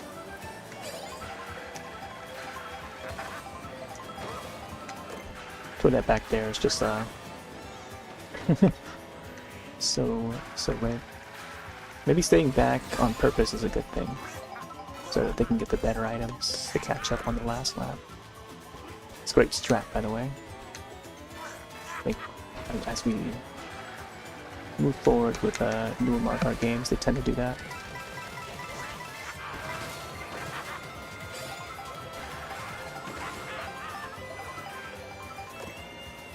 There's the one strat that we can count on.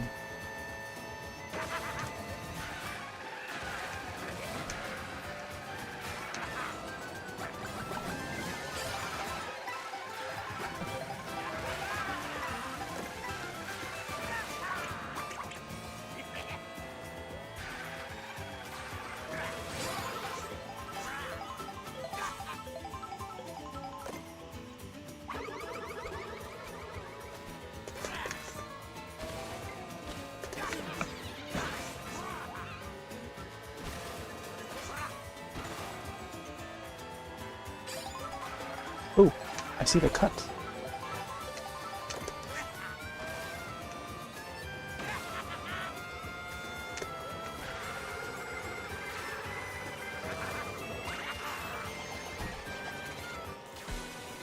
Oh wow, they had a horn on.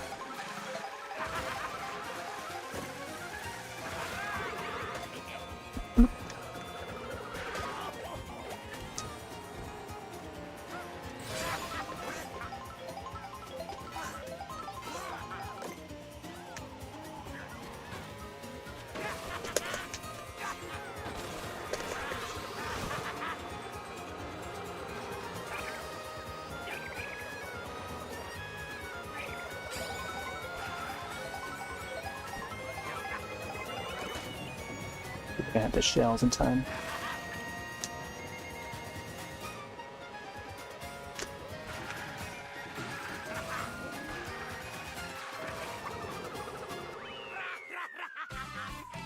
I'll take third.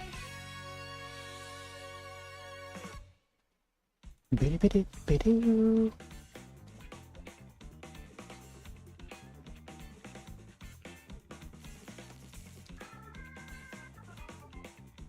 $64, $66. Let's see if we can actually reach 6,500. If we can get all 666, that would be great. the devil's number. Another Super Mario World character or music. Oh, there's a panel over there. I see a panel. Do-do-do-do-do. In this view.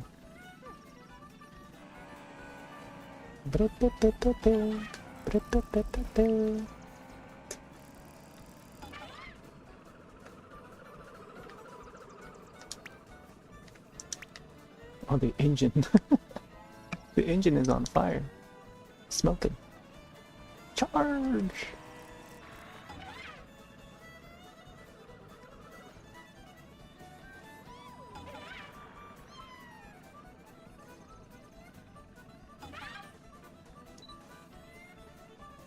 Let's see if it starts or not. Mr. Blizzard. Ooh, Sky High Sunday. I guess technically it's already Sunday now.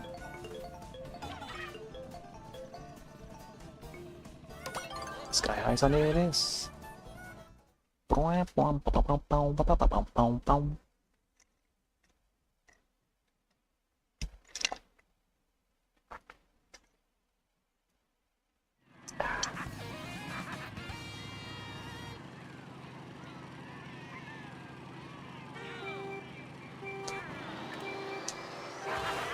There we go.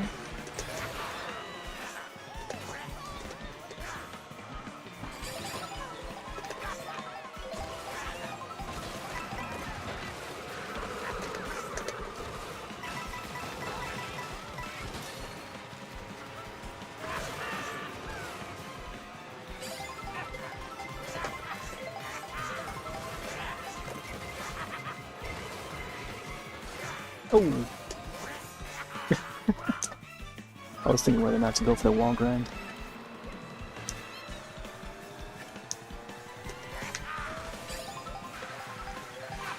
It's only the first lap.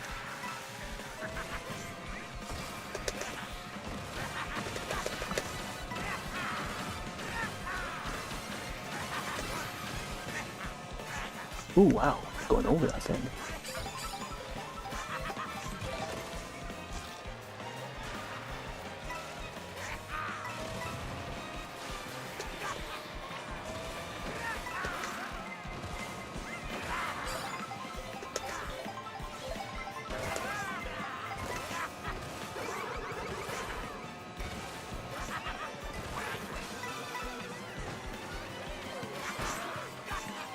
Oh. I don't know why it slows me down when I hop over someone's head. Ooh, all those coins there. Someone use like a mushroom or something?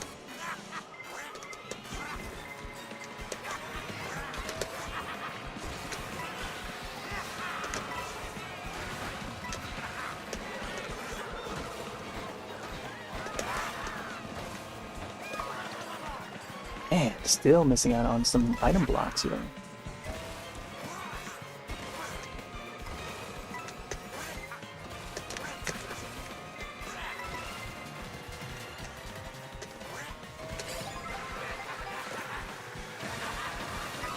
Oh, no way. All those things, all those items just placed there. What a mess. Oh, so much for that.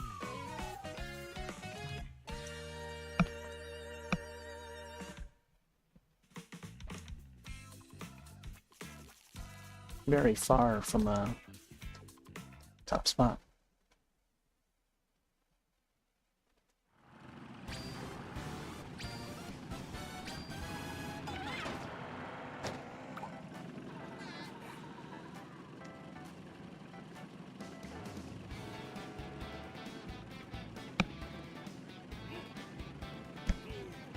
Oh, look at those cherries. I was thinking to add cherries too, but I'm not sure if I want to do that.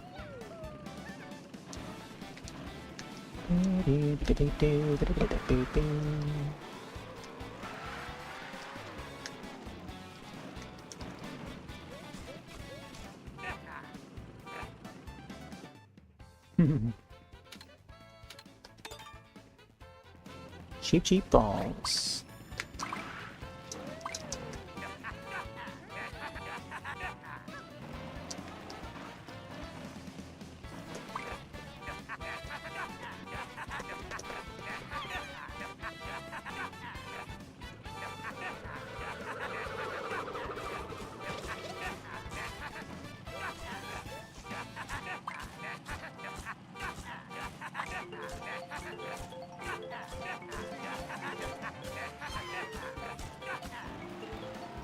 Deep, deep, deep, deep, deep, deep.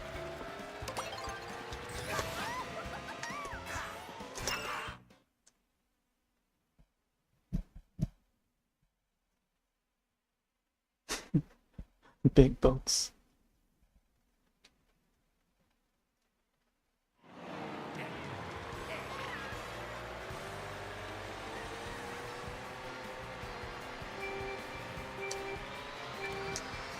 Oh, ice cream cone trees.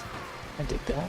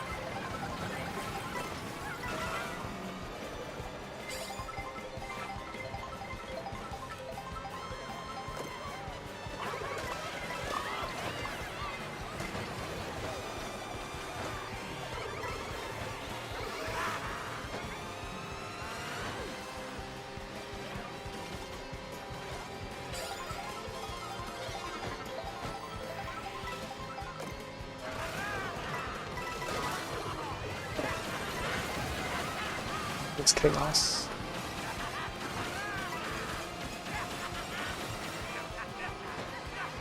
Make way for the racers.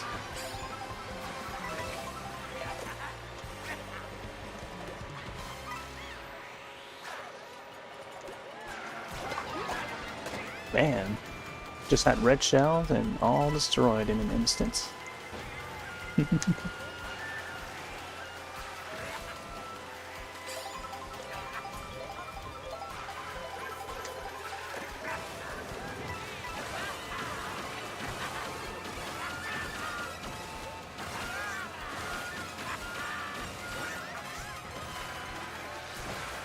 Not sure what the need is for this coin block right now since I have 20 coins filled.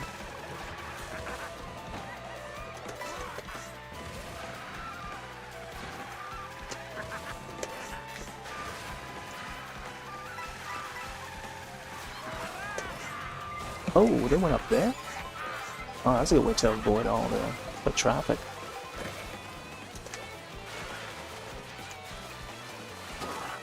Come on.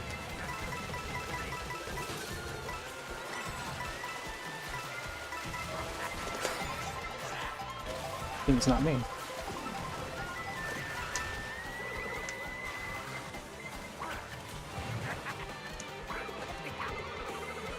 I shoot back and forth.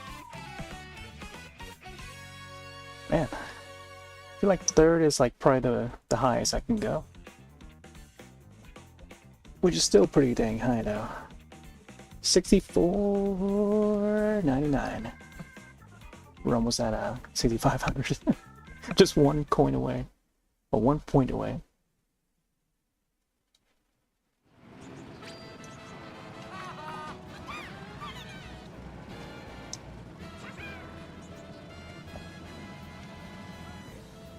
Oh snap! There's an ice cream suit for Yoshi. Oh, I'm gonna have to get that. There's an ice cream suit for Yoshi. Oh, that's so cool.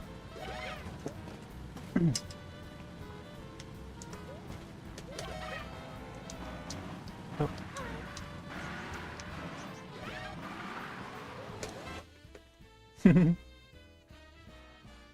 Ice cream suit Yoshi.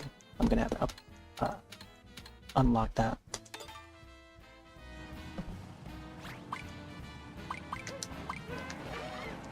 Look at him stretching.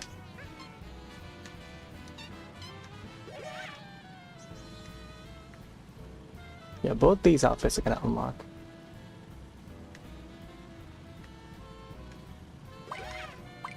So maybe there'll be 2 characters I can play as tomorrow.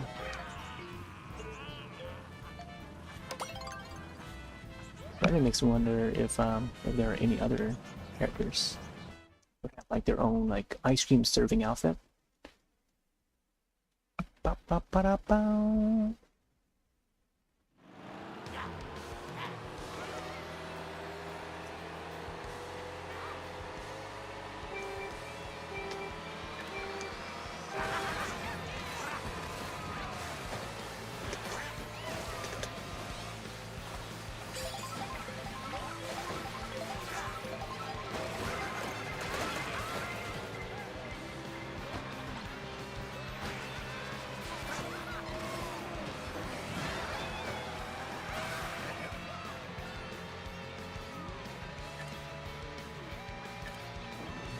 Oh no, items yet.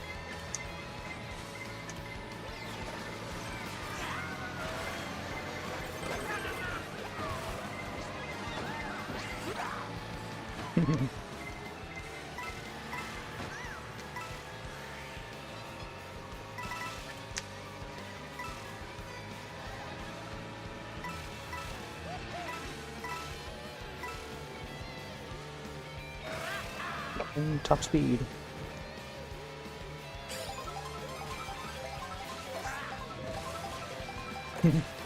Clap and chuck. Alright, I'm gonna wait for the right moment to use this. Gonna bag the item. Stay, just chill in the back for a bit until like second to last lap.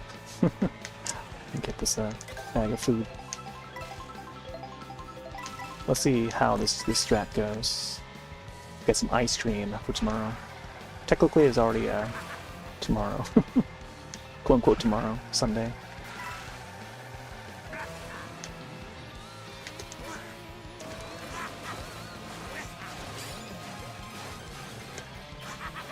Oh yeah, we have to shipwreck, right? Shipwreck.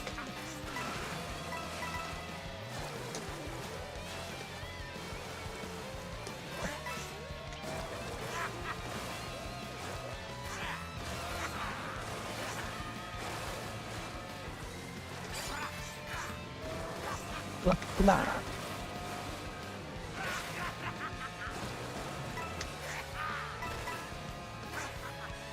Oh, I gotta have a photo of that guy too, the anglerfish. This must be the only areas that they would appear at. Alright, here we go. Ooh, lightning shock. I probably would not have been affected by that anyway, but it's made a way too. It's a 4th place. If I had waited like a few seconds sooner, that would help even more. But hey, I'll take 4th. Oh my gosh, it's not even open yet.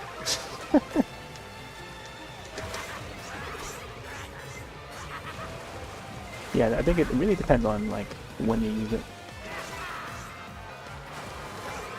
Oh, because things like that.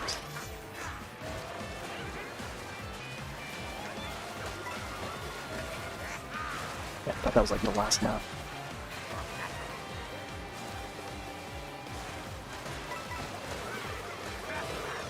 This way, this way, this way. Ooh, good thing that shell didn't hit us. Too wide. No, let's open that one more. Come on, go, go, go. Turn away, jumped forward.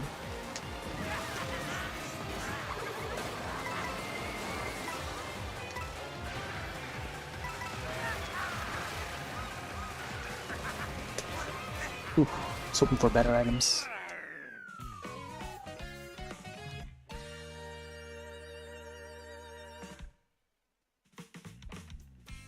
Wop, wop, wop, wop, wop, wop, wop, wop, wop, wop.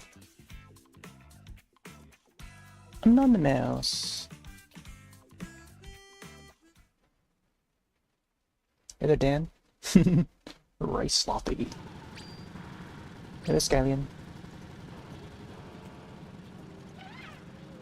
We're now past midnight.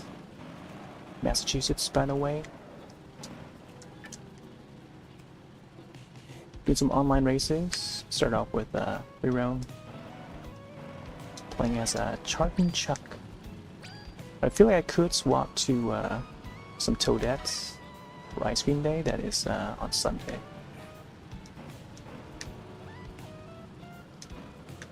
Yeah, let me know if you're up for some races. Right now we're just in a random online. It's back here.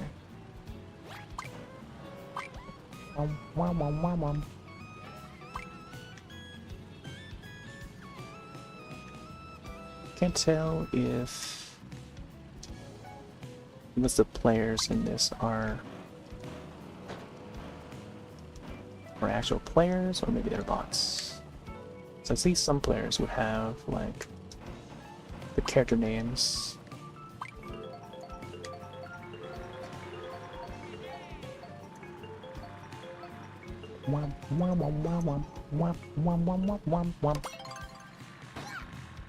Ooh, mirror mode. So mirror mode is in this game. Oh, I'm gonna have to unlock that. Man, because I know I've done all the gold. Man, that's so weird. I'll have to figure out how to get mirror mode done. Oh, press that wrong time there. Man, see? When you play online, you'll soon find out what's gonna be available. Not knowing that there's a Rainbow Road, and then like someone picks up Rainbow Road in the first week of release of the game, you know? Like that's wild. Alright, yeah, this is the first time seeing any mirrored course at all.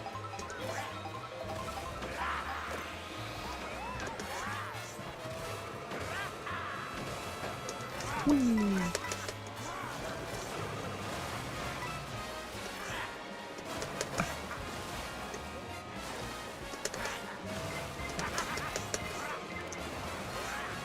Giant Shark! Ever heard the Giants? Oh, we can't do photo in a live online race. There's a team called the Giants. Football team, I mean. There's actually a movie, I think. Little Giants, I think it's called. Oh gosh, I didn't realize we went first. For a moment there, I can almost taste victory. Oh man. Oh, yeah, of course. The little tiny nabbit there with the shells. Couldn't get any worse, right? Little mini nabbit. Ready to nab you.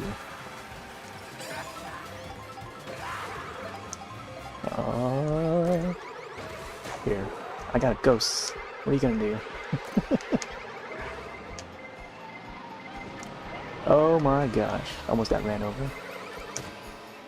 Nice. Banana block. Come on. Shrew.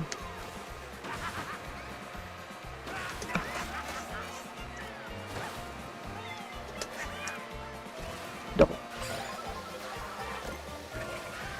Triple bananas.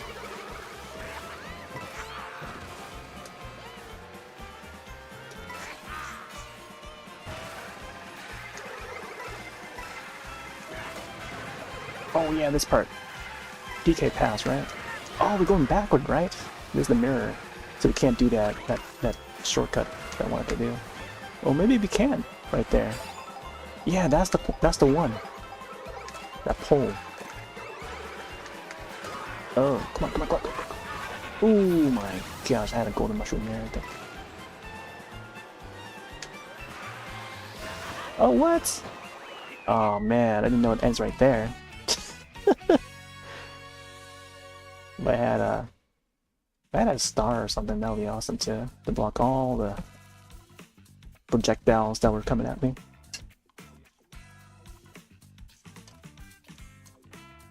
Oh my gosh. Have I picked up the new Donkey Kong? It's super fun. I'm very excited for Donkey Kong Bonanza. I'll tell you that. Right, at the moment I cannot afford it. But definitely will be able to play it sometime next weekend.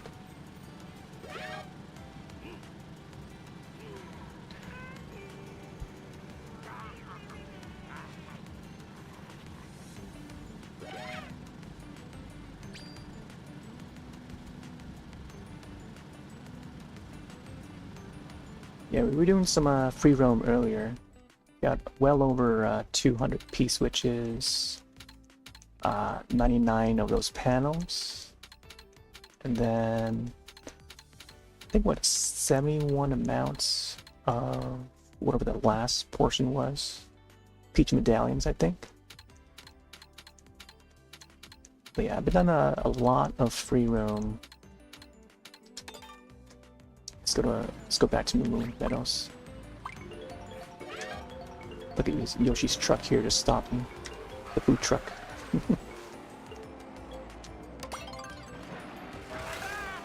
Delivery.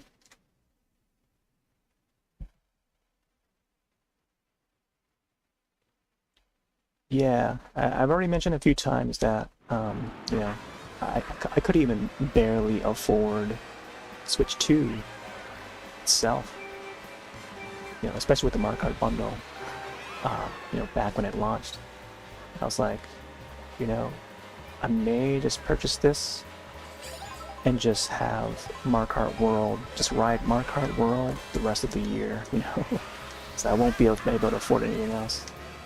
I was like $10 short to decide whether or not I could pick up Bonanza at launch, but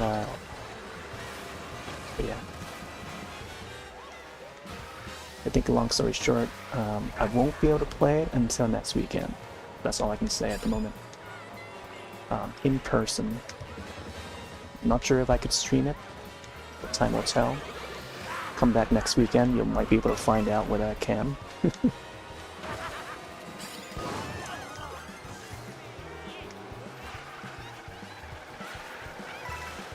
But yeah, I know. There's also Metroid Prime 4 that I'm also excited about.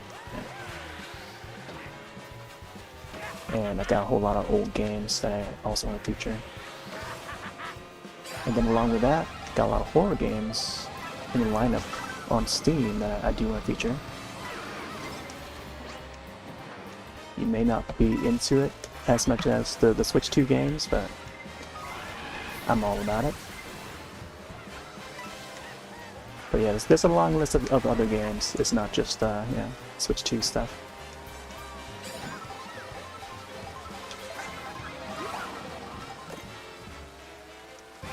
But I feel like the folks who are here to see the Mario Kart stuff would only have the Mario Kart or Switch 2 games in mind.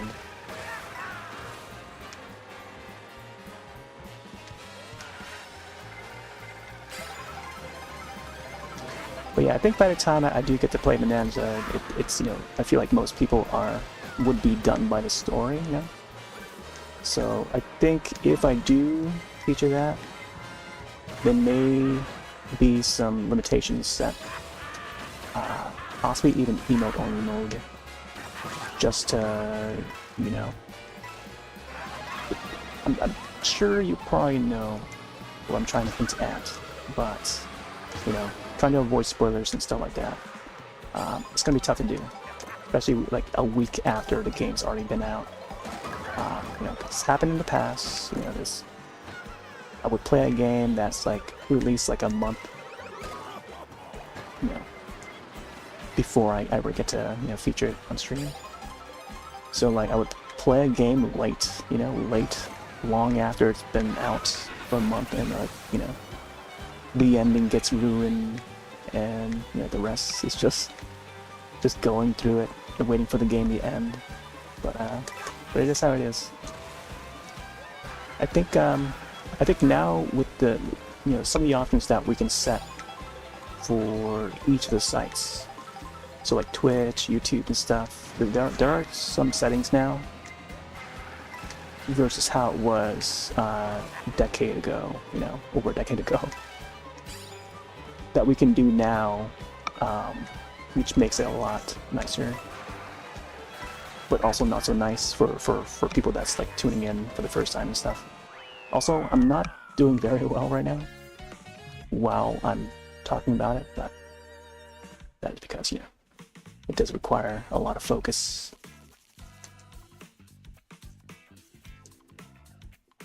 But yeah, I don't know. I think setting the limitations like follower, I think if I want to go full force, doing emotes only mode, or disabling chat over on YouTube side, that's another thing. YouTube seems to be the only place that I can disable the chat completely. But then again, like it also doesn't allow folks to send any messages at all. But then like when it comes to like DLive or Trovo, some of those options are not there. I don't think those sites even have like emotes only mode. But I don't know. I'll have to figure it out for some of those other platforms. I think even the big K, I shouldn't say out loud, but the big KICK, I'll still have to look in the settings to see what I can do on that side. I think they do have emotes chat, I think for that side. I'll have to double check. Because I think I disabled it recently, or just last night. And it seems to be allowing folks to send messages in there now, whereas before I think I had it enabled because there was a whole lot of spam bots there. And I think tonight's session alone, there's been a whole lot of spam bots left and right. Good thing Automod would catch them, so it may not appear in the chat, but for me on my side, I definitely see them.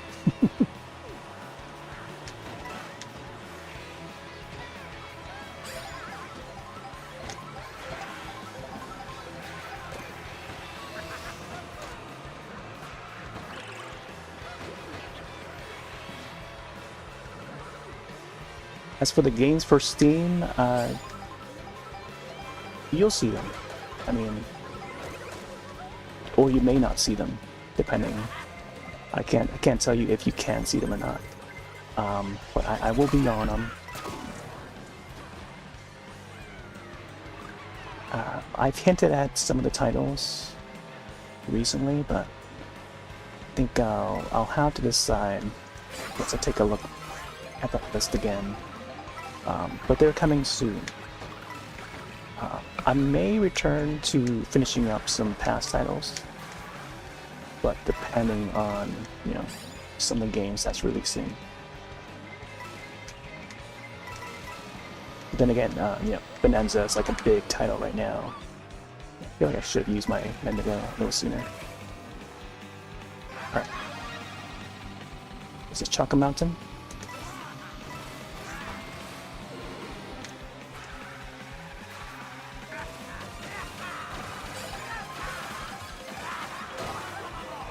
Of course, get stopped by red shells, right?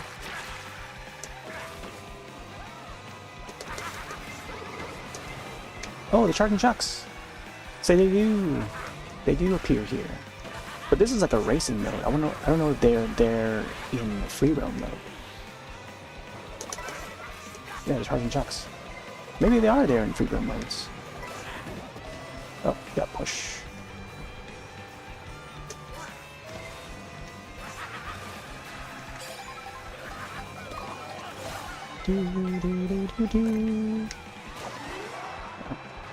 This is what they gave me, I'm gonna have to stick with it.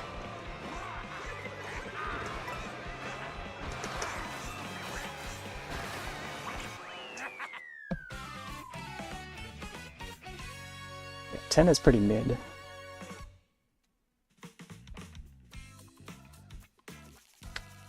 In the 19 players.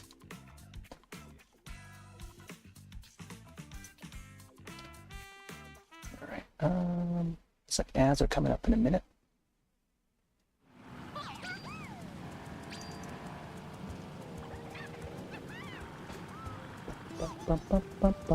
Hey there, Skylian.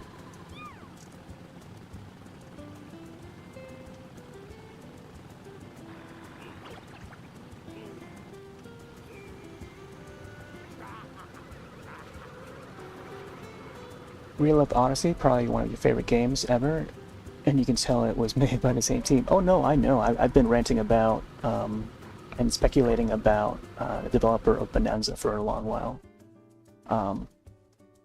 You may not have heard me, but I've since predicted that OneUp Studio would be behind Bonanza back when no one knew the studio that's going to be designing it. So elements of this game and Bonanza, you know, Donkey Kong design. I'll see you in a bit while the ads start. Or M, I guess. I guess I was reading that incorrectly. So I don't know if you caught that. I was talking about the developer of Bonanza.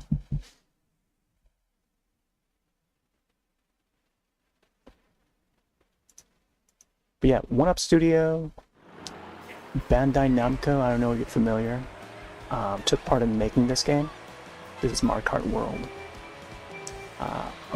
Along with those two teams, there was Monolith Soft, who was known for Xenoblade series, and there was another one called, I keep forgetting that fourth team, but they have a not so memorable name.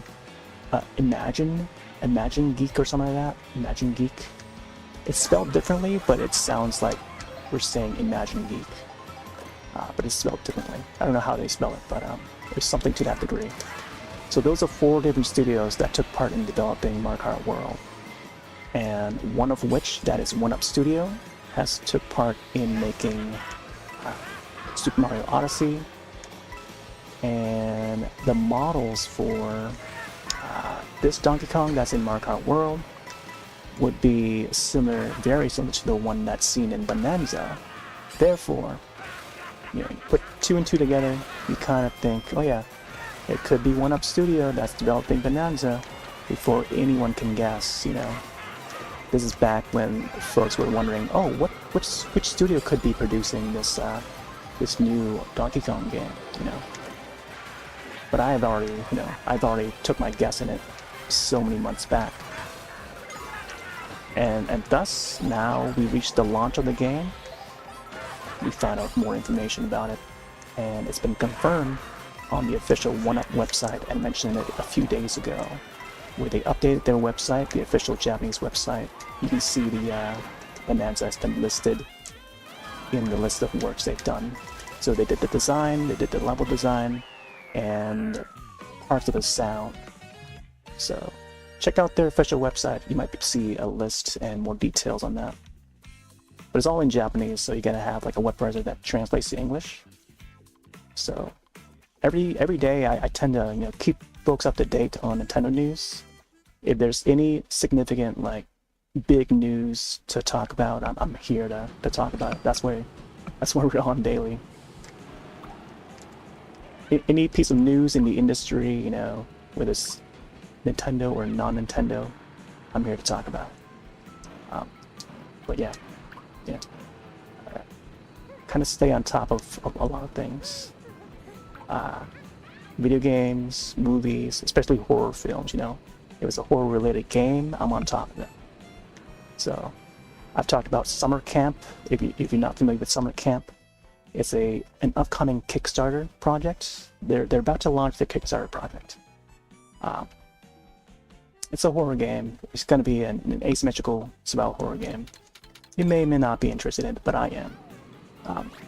It's an upcoming game, and it's very much similar to how Friday the 13th was, except they're doing an original IP and not actually using the Friday the 13th IP. But it's going to be something that would replace Friday the 13th, the game, for the people that want it. And it's going to be a Kickstarter project. And then Saber Interactive. They've done a few games in the past. They did a Ghostbuster game. They did the Evil Dead game that closed down. They're actually about to announce their new game, and it looks like it might be based on Hellraiser. So if you don't know, Hellraiser is an old 80s property, film franchise in the horror genre. And they might do a game based on Hellraiser, which I'm excited about. But yeah, hey there, Max. Max is my cousin, by the way. He's it's one of the VIPs here. Yeah, we're playing some Mario Karts. Kryptonite? Oh man. Speaking of Kryptonite, you seen the new Superman movie? Hear good things about it. Yeah, we're playing the new Mario Kart World. This is on Switch 2. Picked it up, I think on the second day that it launched.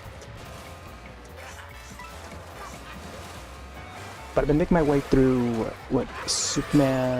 My Adventures with Superman, the HBO HBO series, which is, I think it's animated by Studio Mir, if I recall.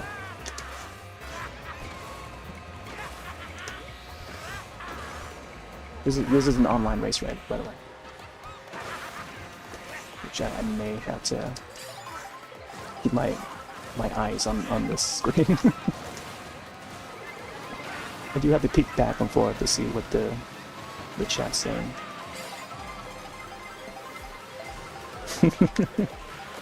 Oh yeah, no, I'm a big movie guy. Big movie and games guy. But yeah, combine the two together, what do you get? I don't know, you tell me. I'm doing so poorly right now, by the way.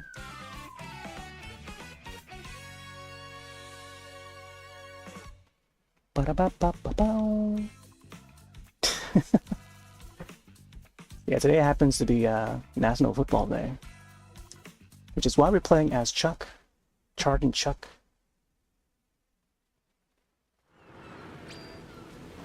Oh, looks like it's raining. This is the new version of Koopa Troopa Beach, which was featured on the 64 version. but they've integrated it in a way where there's another part of this beach where it's like a direct reference to the Super Nintendo Koopa Troopa. So like these parts here, and they even add the little shortcut in the middle there, so it's pretty neat. But if you view the map, can't really zoom in all that much, but I think unless you're in free roam mode, you can actually zoom in. Let's go to DK Spaceport, which is right over there. But you can ride on water now. You can't go in the water, but having it go on water, like the surface of the water like this, makes me want a brand new wave race game, which we probably won't get, since you know, this game already does it. There's a lot of elements in this game that I feel could have been saved for a brand new wave race game, but yeah, I don't think we're gonna get it. Like even the music, some of the music has like jazz influences, and very jazzed up versions of some of the classic tunes of past Nintendo games, and that's like, I don't know, even Wave Race 64 had like a very jazzy vibe to it, you know. So I feel like a lot of the elements of past Nintendo titles has made its way in here, in Mario Kart World, which is great. I do like what they have done with this.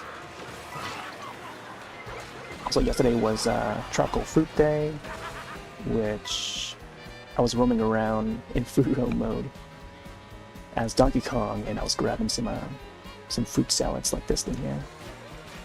So this is a new thing where they add the dash foods.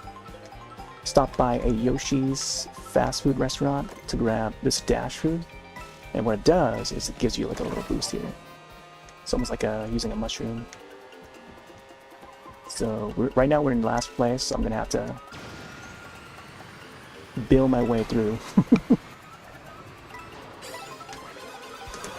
Oh boy, of course.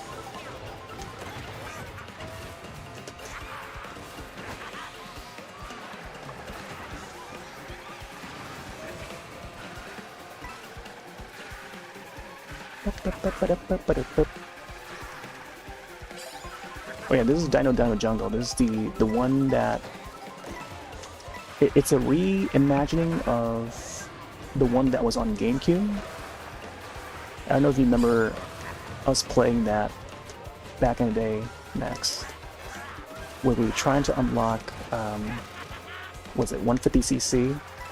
Or we were playing 150cc but in like 2-player mode, and then trying to go after the going against the CPU and see how tough that was to do in 150cc and mirror mode throughout all the cups.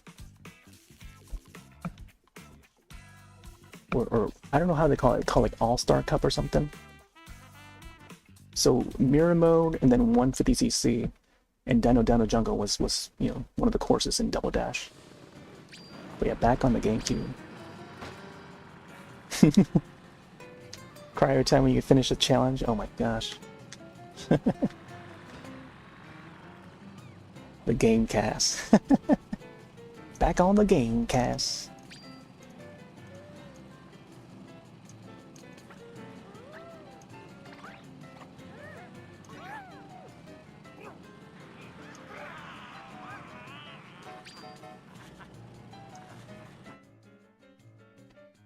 Oh, the B at the end of the stream title. So it's just my way of organizing the streams. We were on earlier in the daytime. I was doing some new Dempamen. It's the free to play RPG. This game here. It's just a simple free to play RPG. So I tend to feature that on Saturdays, like afternoon. Let's set to Peach. I'm feeling beachy today. I missed my chance of going to the beach. So now I feel like I gotta race some beach courses. So you know, the first stream of the day would be, you know, ends with an A, and then the second stream would be B. And if in case there's like a disconnect or something, ads might be up right now, so I'll try to finish this quick. Maybe the third stream would be a C, you know, A, B, C. So in order, you know, I feel like it should be known by now. But yeah, my friend Boone asked me that the other day. I was like, oh yeah, this is how I explain it. Hopefully that's understandable enough. Because I do tend to stream like multiple times a day, sometimes. Not all the time, but you know, if there is a day that I do intend to go on a little later,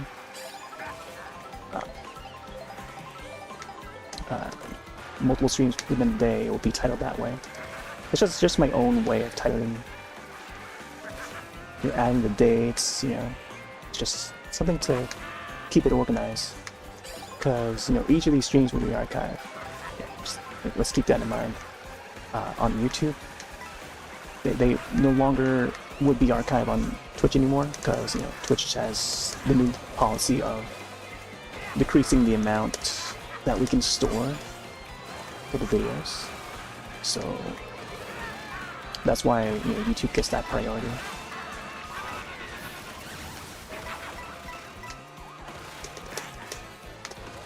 But yeah, it's just a, you know, just my own naming scheme.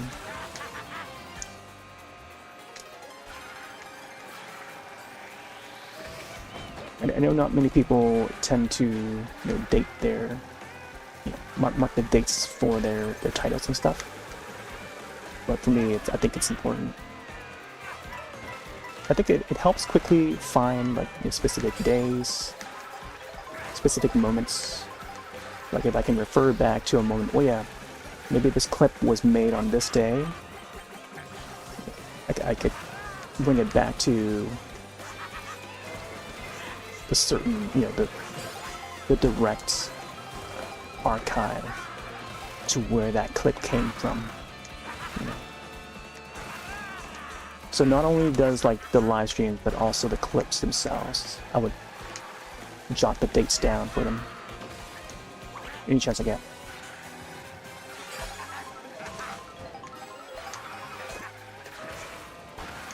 You almost had it.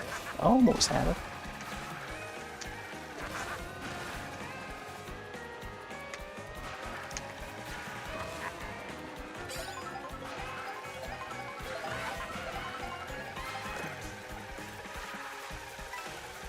$19 coins. Alright, red's going. I was talking about football teams earlier. Oh, of course there would be a blue, right? Good thing I'm wearing a helmet. Go! Oh, we've got a red. Oh man, the hammer. Oh, that hammer. Man, there's a rocky wrench there too.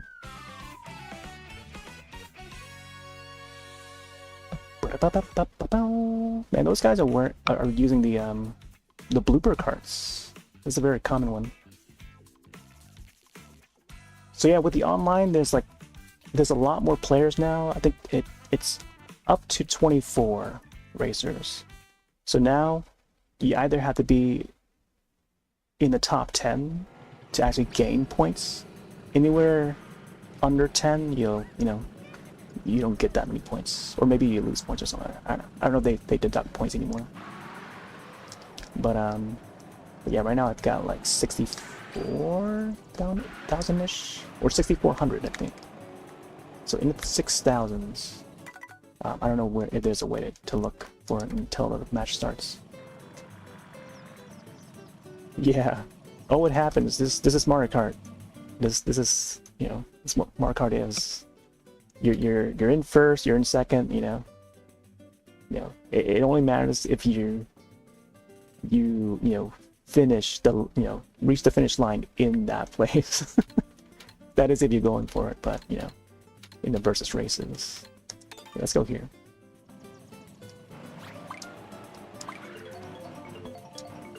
They brought back some old courses, reimagined, remade. There's even courses from Mario Kart 8 Deluxe. So Sky High Sunday was one that they introduced in Mario Kart 8 Deluxe through the DLC, and it was meant for this game. It was meant for the next Mario Kart game. That is this one here. So this is how the actual real Sky High Sunday would look like. So now that we're going there, it's just a delicious looking map. And since today, technically it is Sunday now, it's also Ice Cream Day, National Ice Cream Day, I think, on Sunday. So I'll possibly come back tomorrow night to do some more of this. Maybe some online races, and then I'll also try to free roam and try to collect some more medallions and stuff, P-switches. Because I've reserved that area for like an ice cream day that were to occur, so that day is coming up tomorrow.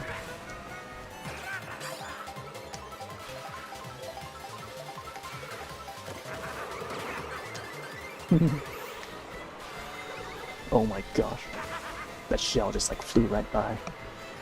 Why wouldn't this guy, this is a Japanese player too, why couldn't this guy just shoot forward? Why is he shooting that red shell backward, you know? Would it make more sense to shoot it forward? Sometimes these players, man. Wait. just watching the guys in front of me like that, just like there's like players who like swerving left and right. Man, you just seen some of the players earlier, man. Like, man, it's like where you learn to drive.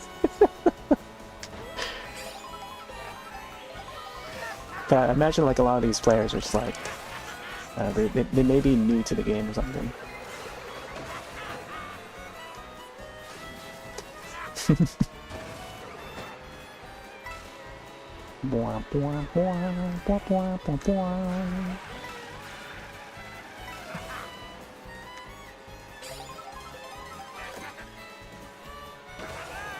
Yeah, usually around this time is when they start, you know, getting the Japanese players in.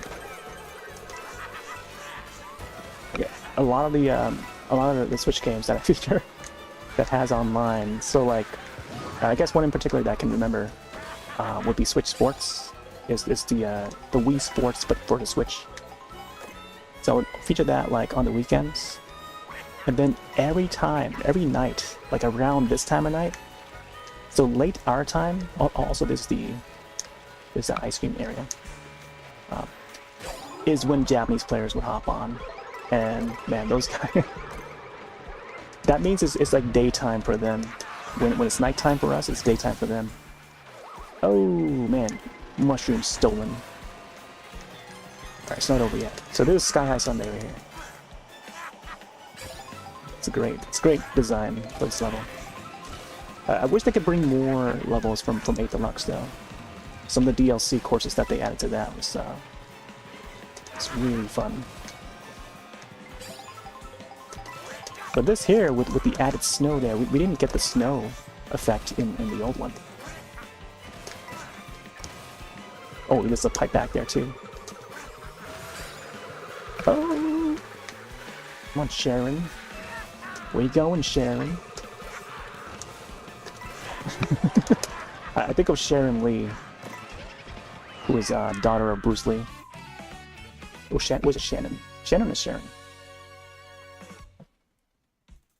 She's no longer active in acting anymore, but she was in that old show that used to air in the 90s. MCAW Masters. It's like a fighting tournament kind of show. And some of those stars that were in that show actually cameoed or starred in the Mortal Kombat film back in 1995. I was a big fan of that one. But yeah, that show again was called WMAC Masters, I think. Might be wrong about the initials or the acronym, but it's something along those lines. A couple of those actors were in the movie, which is a pretty cool little reference because those same actors would be the models for like Mortal Kombat Trilogy. The images that you see for the characters in the original trilogy of the games, they were the models. They were the actors that played those characters, and were photographed and put into the game. So we actually see them in that show. So the guy for Liu Kang, he posed for the images to be in Mortal Kombat 1, Mortal Kombat 2, and I don't remember if it's in Part 3. I think Part 3 was a different actor. But for the first 2 Mortal Kombat games, it was that same guy from the show.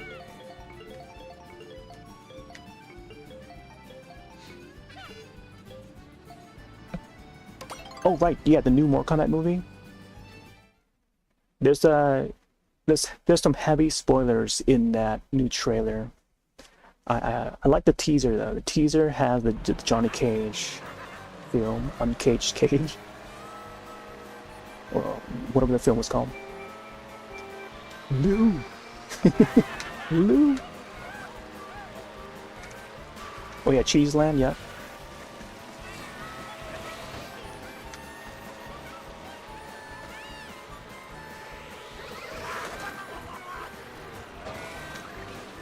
Sweet Sweet Canyon, Still Mountain region.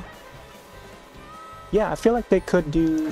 Here's my idea that I mentioned back within like the first week of the game's launch, or the first couple weeks or first month. Is that it's probably better to mention it when I'm doing free roam mode. But like feature-wise, in short, if more content were to arrive, it's probably better if I show the map so it's more visible. But I think audibly, I can probably describe it. So, if you're familiar with the open air Zeldas, also I think ads might be starting by the way. I don't know if you can still hear me through the ads. I'll probably wait until it's over. I don't know if it's like showing right now for you guys. That's the thing about affiliate. I didn't want to be affiliate, but the people voted yes, so here comes the ads.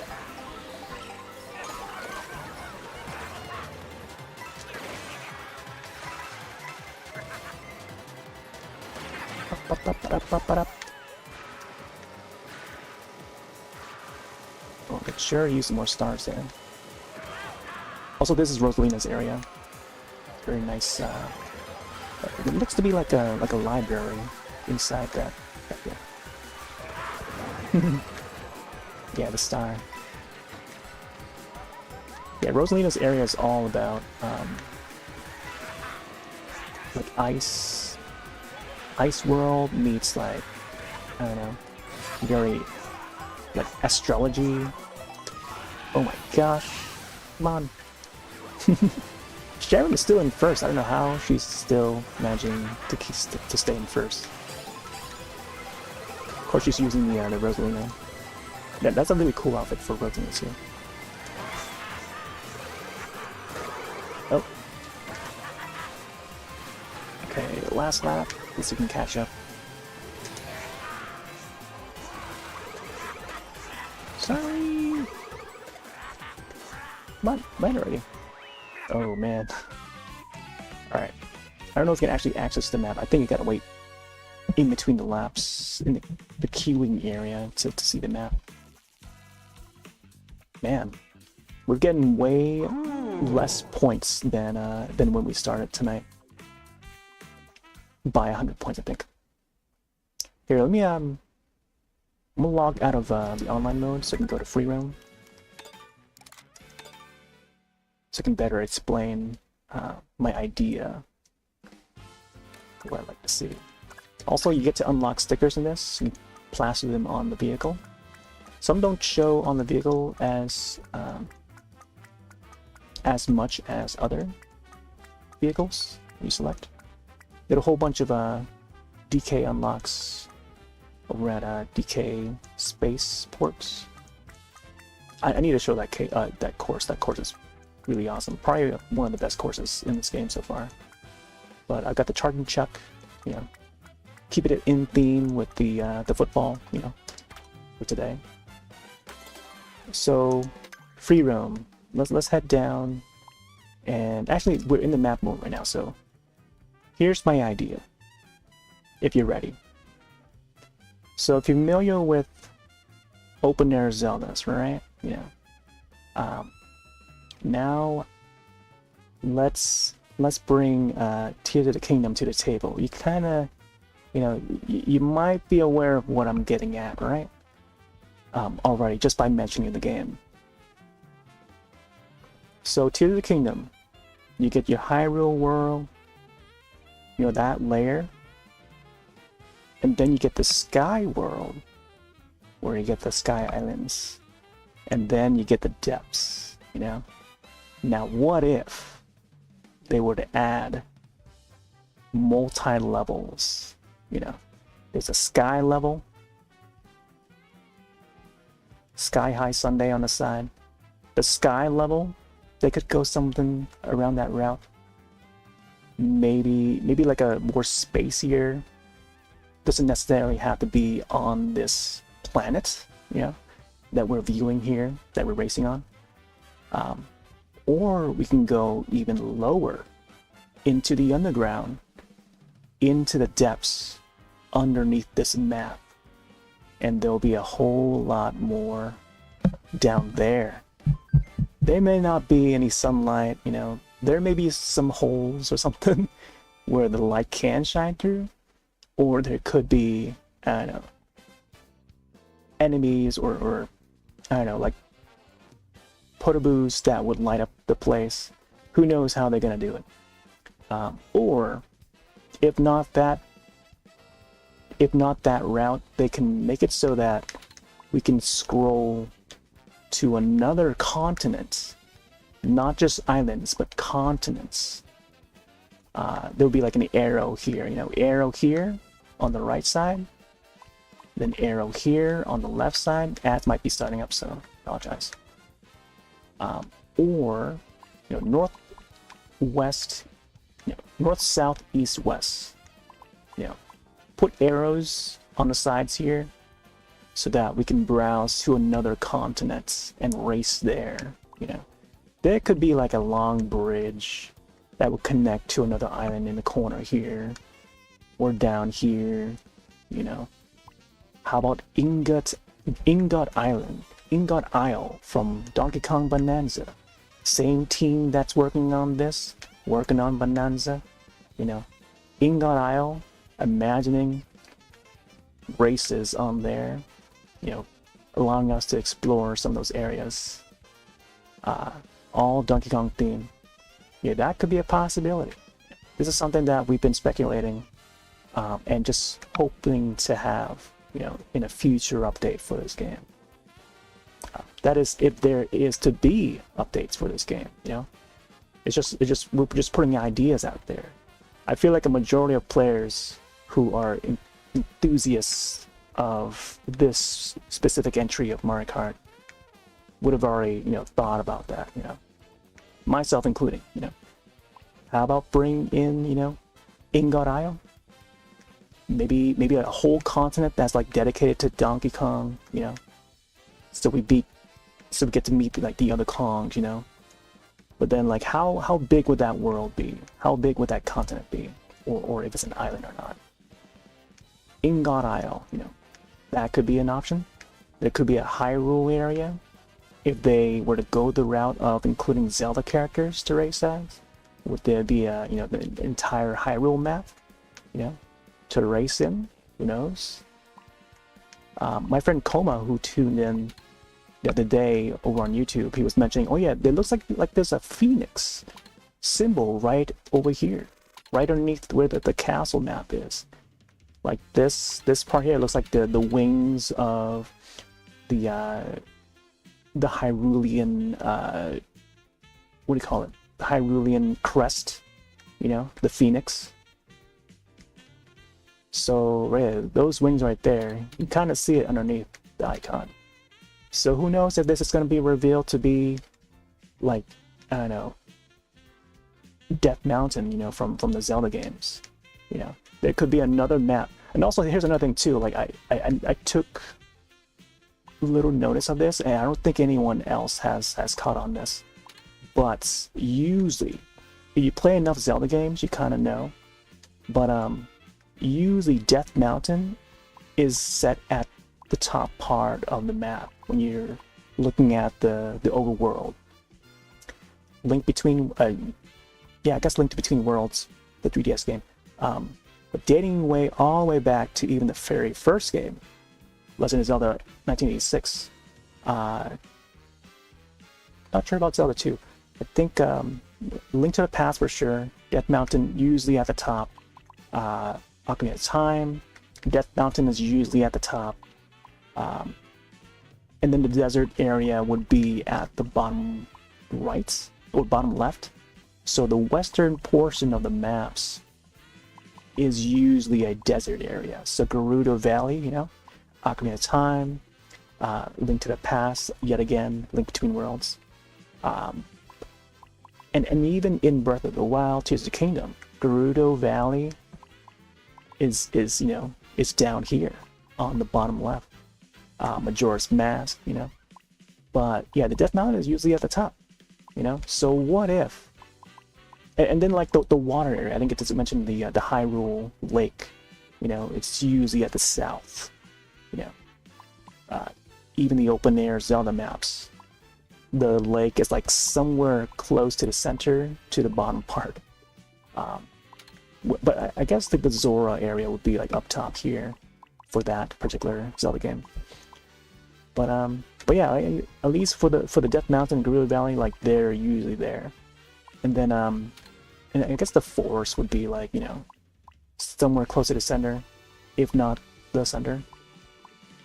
And then the Hyrule Castle, you know, where in this case the Mario Kart World map is Peach Stadium, which has Peach's Castle there, you know. You know, castle in the middle. You know, Hyrule Castle usually in the middle. So yeah, there's that sort of side-by-side comparison. If you're asking a Zelda fan, a Mario Kart fan, I can see that similarity, you know, because you know you're asking the right person about that to see that similarity, whereas maybe most people might not notice that. But yeah, that's something that I noticed, and I feel like not many people are talking about it. It's not really, I know, not really a standout thing. It's not really to really talk much about, because who knows whether or not they would re-include Link as a playable character in this.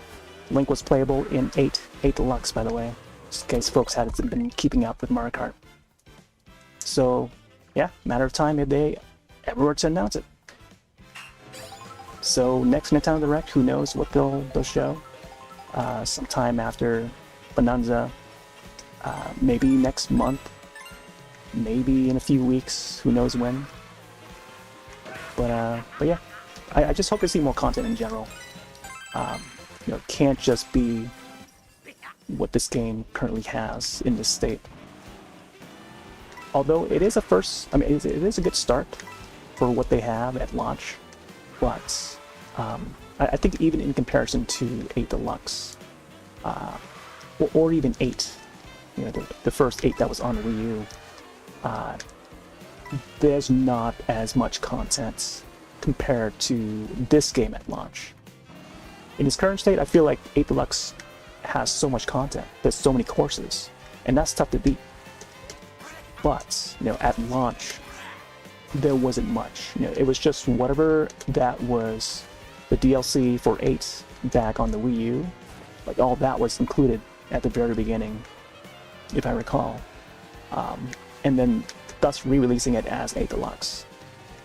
And even that on its own, you know, there's still a decent amount of content, you know. Good amount of courses, but that, the launch of 8 Deluxe compared to now, there's so many more courses. Over 100 courses, you know. But even then, like, I feel like it's more fair when you compare when the game launched in its launch state. Would be more fair to compare to this game, you know. So give it another 10 years, you know? Give it another 10 years and see how this game would fare in that 10-year mark, you know? I think that's going to be a fair comparison. Comparing the two titles now, you know, I feel like it is an unfair comparison, but I think it's more better if you compare this in its current state to how 8 Deluxe was, or how 8 was. That you know, that's even less content, you know. So yeah, I don't know. I feel like, you know, kind of blown out of proportion when folks try to compare the two. But yeah, that's my 2 cents on that. All right, let's head over to a different area.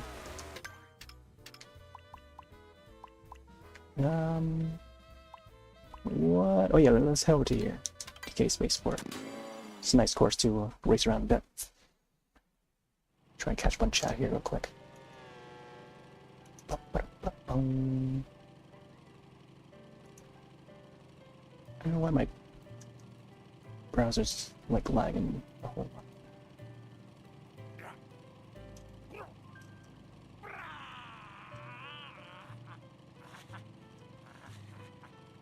Yeah, there were a whole lot of Japanese players there.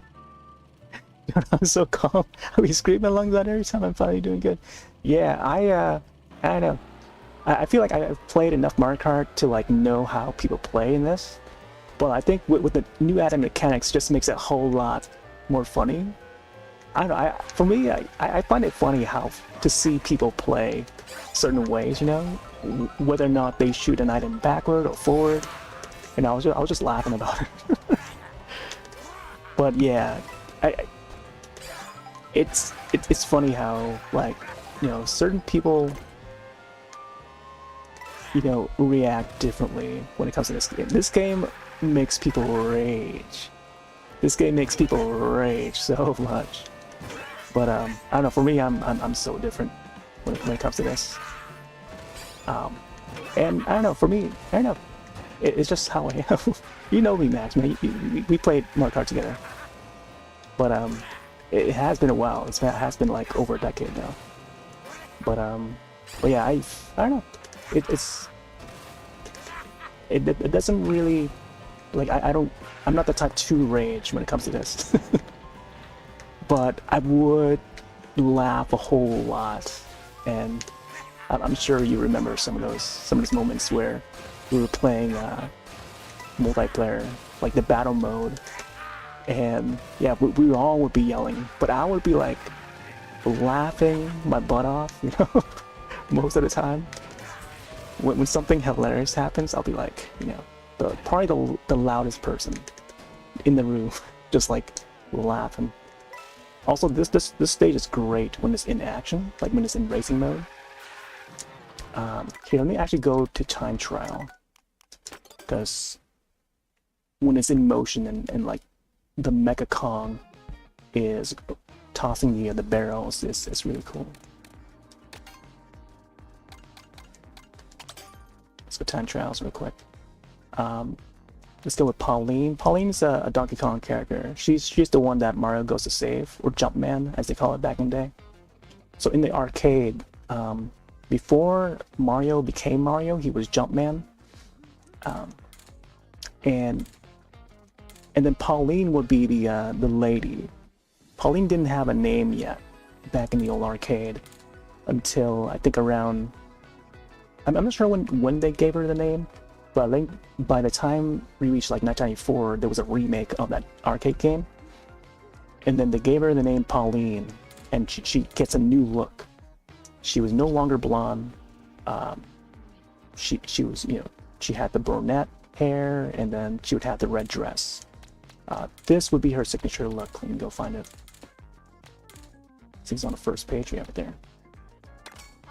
She kind of looked like this, but they finally brought her in the recent Mario game, Super Mario Odyssey, for the Switch. But she's you know, she's been around here and there, but not as much. I think more so now than ever, since I think ever since they introduced Peach has gotten the spotlight, and then Daisy, for the Game Boy, Super Mario Land, and then Rosalina for the Wii era, you know. So we get those princesses, but then I guess it comes to a time when Nintendo rewinds way back to bring back Pauline, and now Pauline is at the forefront again. So now with this new Donkey Kong game that's out for Switch 2, you know, we have Pauline as a young Pauline, and that entire game reminds me so much of Wreck-It Ralph, because it's, you know, it's basically Wreck-It Ralph the game, but, you know, from Nintendo. But yeah, that is the hot new game at the moment. I feel like a lot of folks are enjoying it. Yeah, let's go to the regular cart. This would actually show the sticker on the side. Actually, you know what? Kind of want to change the sticker for that. Let me go back. Let's see. Okay, let's do like Donkey Kong related.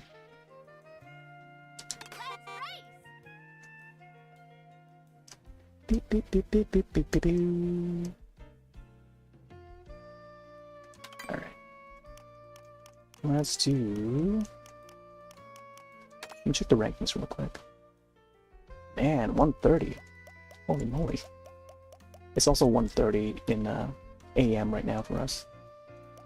We got wins, we got Johnny Kong, who's got like sub 1 minute. Okay, so this is the Nintendo staff record. I'm gonna try and beat the Nintendo staff records each time I do time trial. And 141 is what I have to beat, so let's do that. I may continue to rant while I do this, so sorry if I missed out on any chat messages. I feel like I missed a whole lot. But I try to read some when I can, which is why I'm trying to scroll back and catch some of them.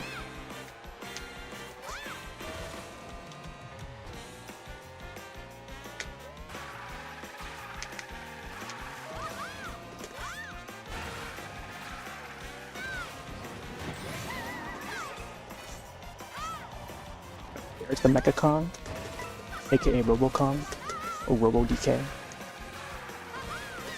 And of course this is, you know, of course that's based on the arcade, DK arcade. But it's in 3D and, you know, you get to race on it, which is cool. There's the barrels. You get this like third-person view. Really cool design for a stage. And you know, such a great way to further promote like Donkey Kong in general, like the brand, the franchise. Get some of the sprites of Donkey Kong's face on the ramps there. Very colorful, primary colors.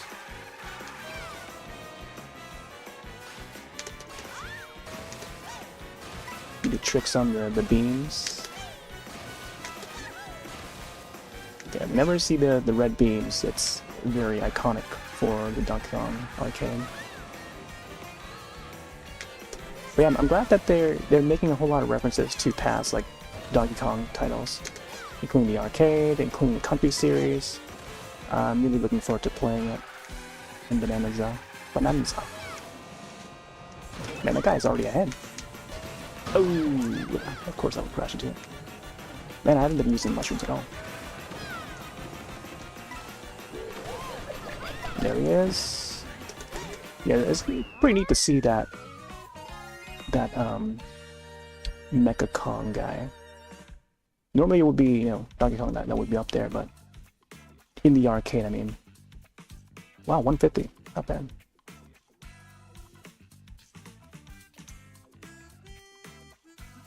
Bum, bum, bum, bum, bum. And my browser is lagging so much.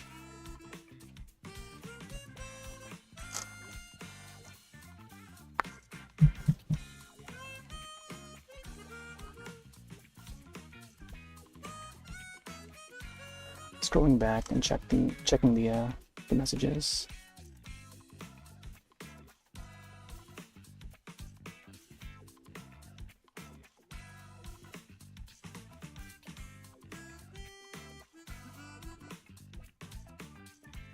Yeah, I definitely can't wait to explore more of Sky High Sunday. I think from what we've seen so far, from racing on there, is like there's definitely some differences. I think the pathways are still the same. There's just more places to do tricks and grind due to the nature of Mario Kart World. I just love that comment where Max like mentioning, I don't know why you're so calm. I don't know how you're so calm. I'd be screaming my lungs out every time I find you doing it. Oh man.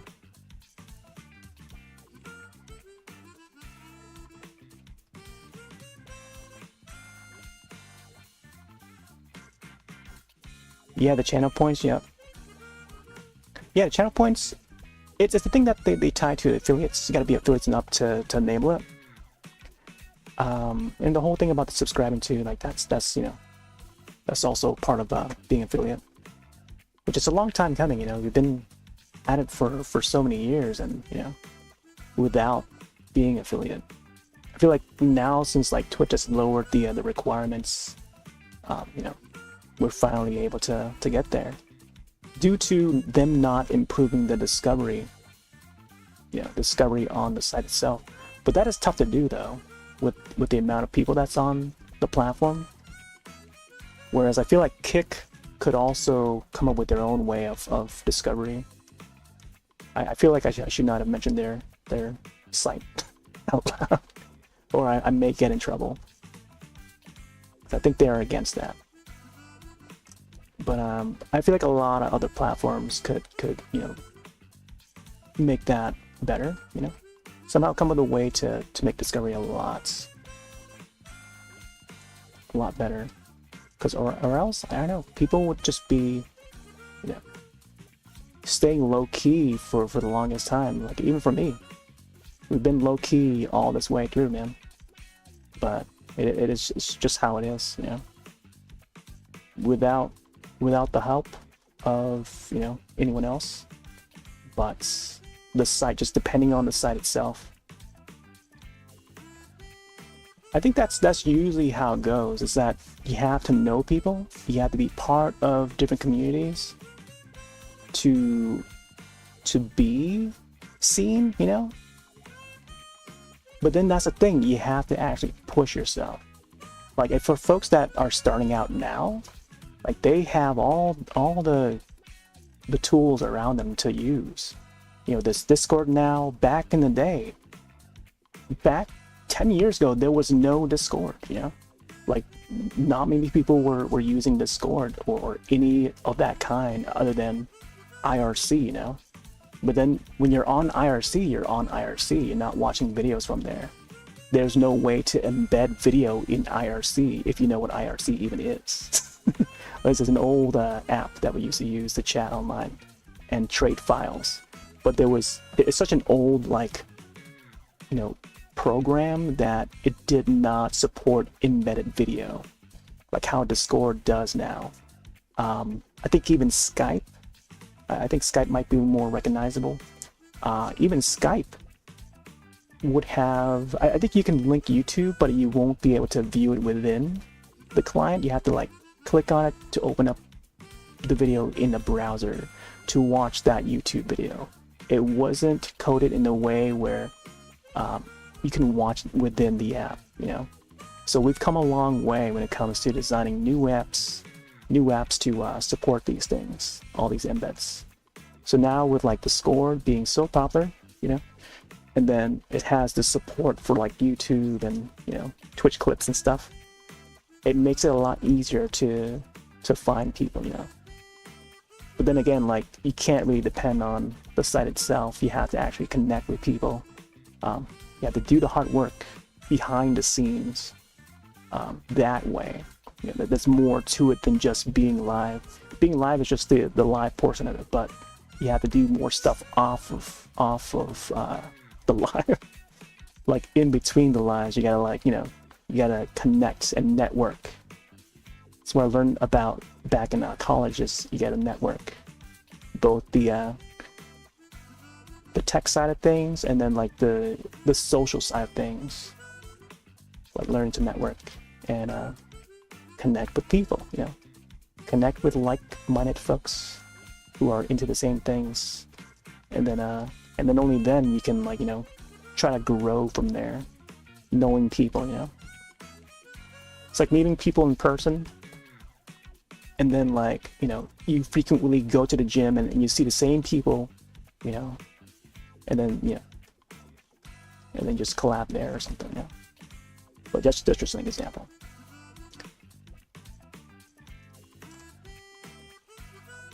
Yeah, the Skype ringtone. Sadly, they closed down Skype because, you know, Microsoft. They'll do the, you know, the same old Microsoft things. Closing down studios, closing down different development teams. All right, let's get back to the game. I think I'll do another time trial.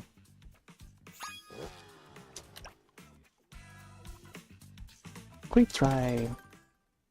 I want to see if I can actually beat this time trial before we head back to the free roam.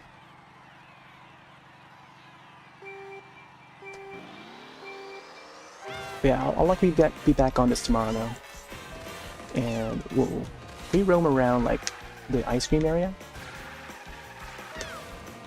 Ooh man, they're already so fast. Now that my mind is a little more clear, I can probably decide on a better vehicle for this kart setup, but we'll see.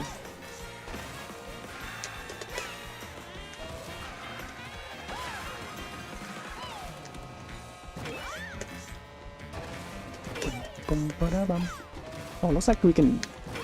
So maybe coins do matter in this time trial. Ooh, man, right into the barrel. Okay, let's try it again. Whenever I feel like there's a mistake that's like big enough, I'll have to restart.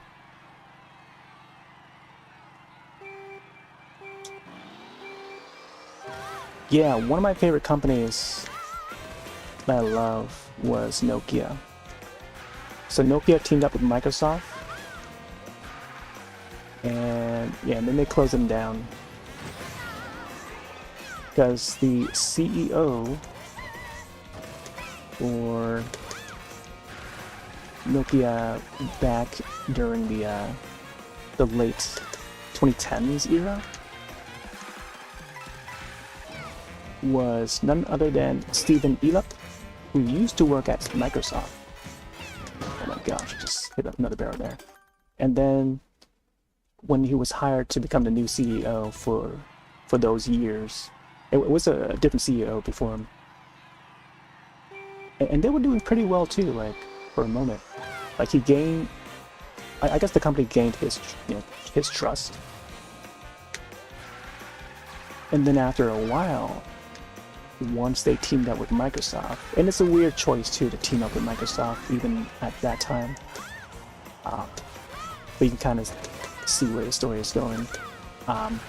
Elop used to be part of Microsoft for a while, back in like the early 90s or mid 90s, and so then he gets hired at Nokia and becomes the CEO, and then this choice of teaming up with Microsoft and then closing down the company after that.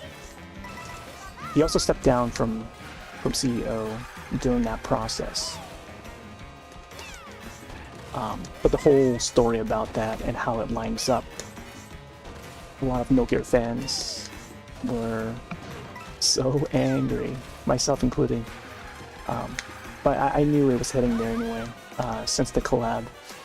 But it seemed like they were doing so well though, but time would tell that, you know, if the project were to fail, if the product didn't sell, it wouldn't last, you know. So you may have heard of Nokia Lumia, may not, and that's perfectly fine because the outcome of that, you know, would result in the closure of Nokia handsets. Ooh, fell down. I'm trying again.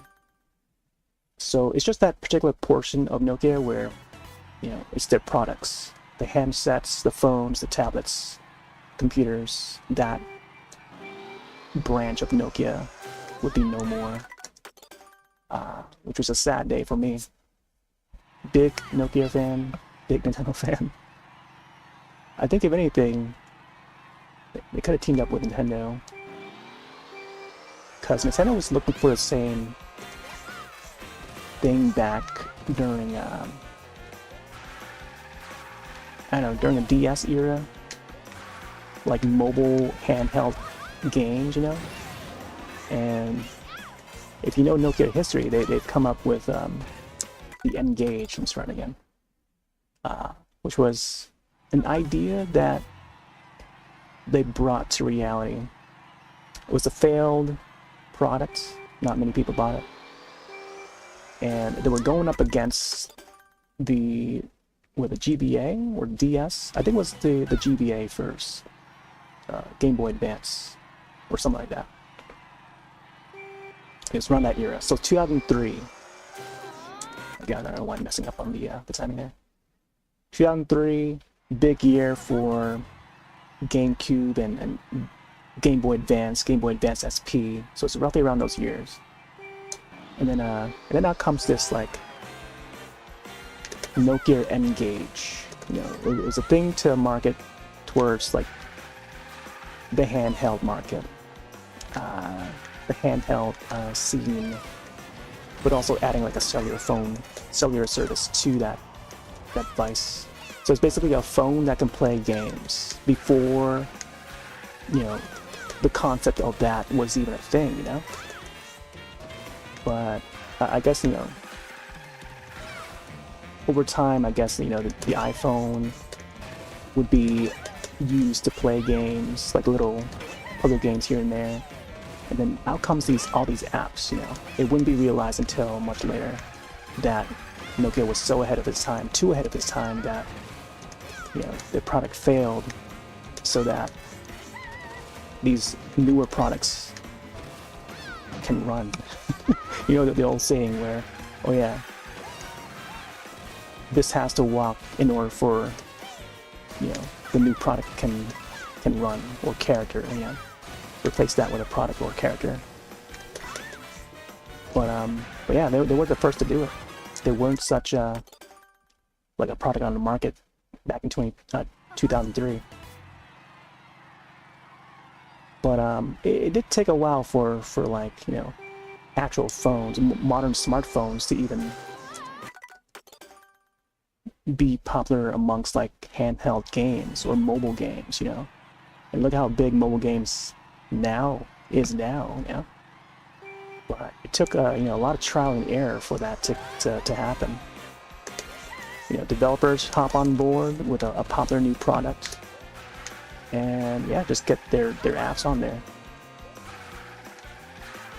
And that's you know, adding the two together, you know, like that new hardware, and then, you know, the developers hop on board. Ooh. Wait. See it? Oh, that's too far. But yeah, hardware, software, you know, gotta push that out. And then yeah, and I guess the rest is history. Android, you know, it was like 2010, 2011 era where like Android was like the next big thing, you know, on the rise. And yeah, and now mobile game is everywhere. You know, anyone can play games on their phones, no matter what phone you have, as long as like, you know, it's a recent, like, you know, even on a decade-old phone by now, like we've come this far to way past, you know. But back in 2003, yeah, it was unheard of until the Nokia N-Gage, you know. But then again, like, a lot of us were young that we didn't have phones, so it was marketed for like a little older audience that had the phones, or you know, could access cellular service. So it was just too ahead of its time. I think the market that they were targeting weren't quite there yet, you know. But it was just like very early on. I feel like, you know, the crowd was not ready for it. Plus, it was being made fun of because it looked like a taco, so it was dubbed the taco phone. So Nokia Engage. You can look it up if you're not too familiar. I feel like a younger audience need to learn about a little bit of history when it comes to technology. And one of the reasons why like Nintendo is still surviving, because they're doing things at the right time, you know. Sometimes they're a little too ahead. And look at Sega. Sega's another example too, right? They come up with some of the first things ever on the planet. Let me try this again. And it doesn't catch on to the mainstream until, you know, another company does it, but that other company does it in their own way. So even when it comes to like just the general idea of, again, just handheld gaming in general, you know, Nintendo's been at it for a long while.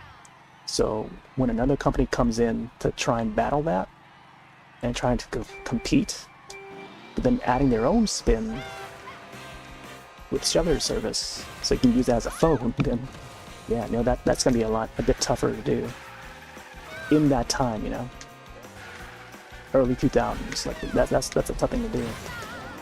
But I think I don't know, the pricing has to be right, and then the way the product looks. I think aesthetics is another thing that can go a long way when promoting the product, you know. Like all that comes to play, but you know, it was at a time when the design of their handsets were all over the place. But I think, I don't know, it took a little bit of time for it to mature. Ooh, I was hoping for that thing to jump.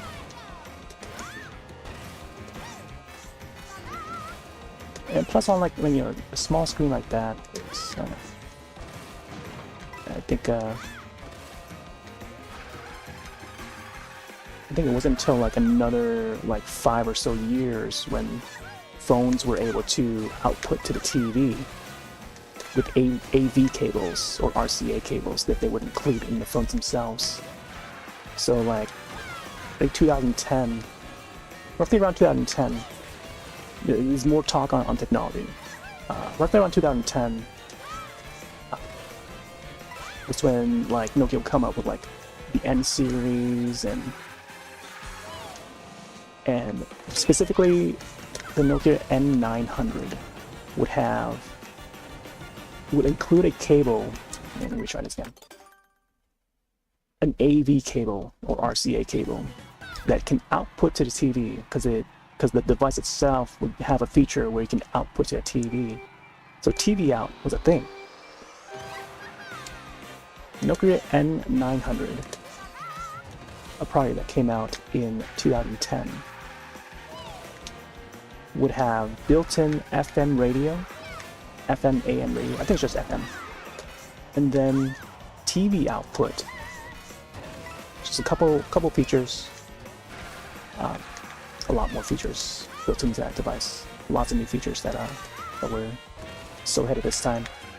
But specifically the TV out feature, you know, you can output it to a TV, so you can actually view what was on the device on your regular TV at home, as long as you have that support to connect video in, you know, the yellow part of that cable.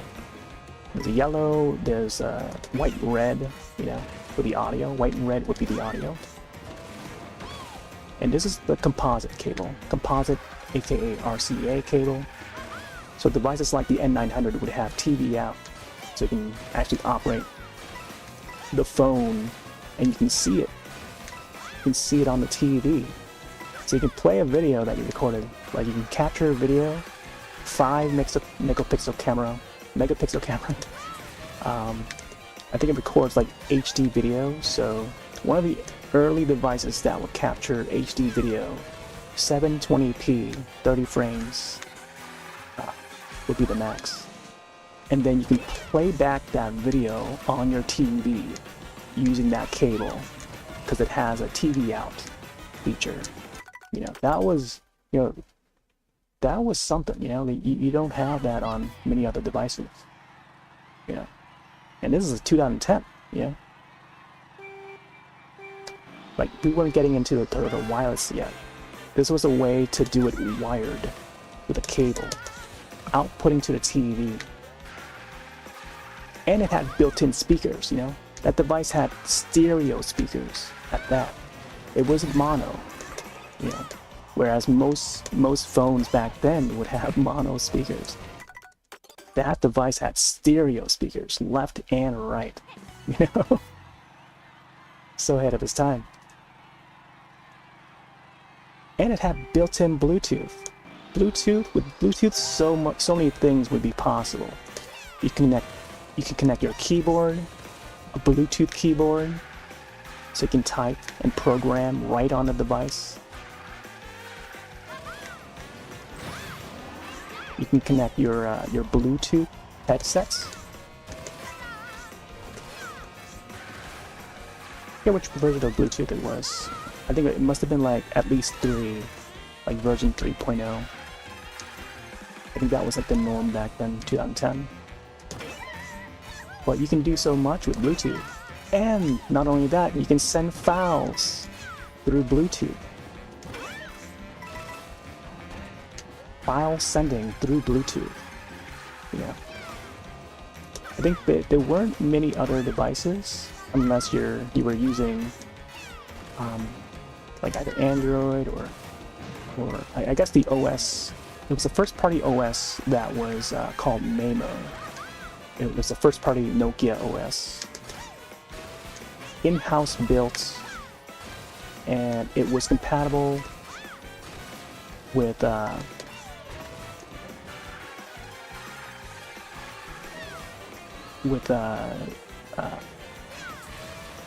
guess it would be cross-compatible to port over open source apps that were built on Linux.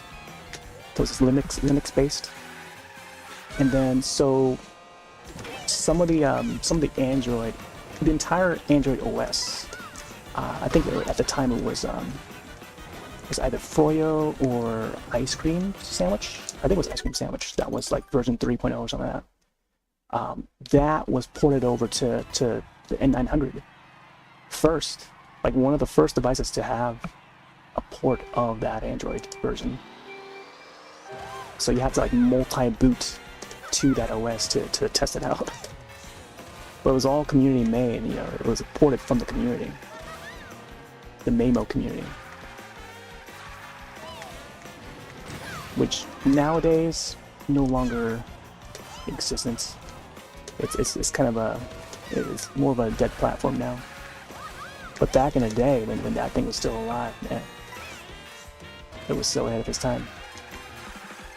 But even then, like Android was like still on the rise. It wasn't really. But this is all like geek talk. I would, you know, talk more about it, but I feel like I'm scaring people away.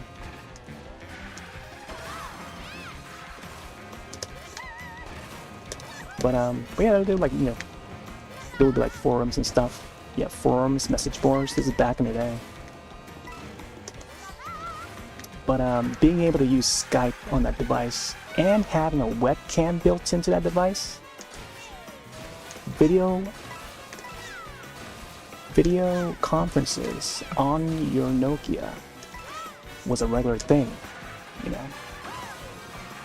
It's been done on Nokia devices for so many years. Way ahead of FaceTime, you know.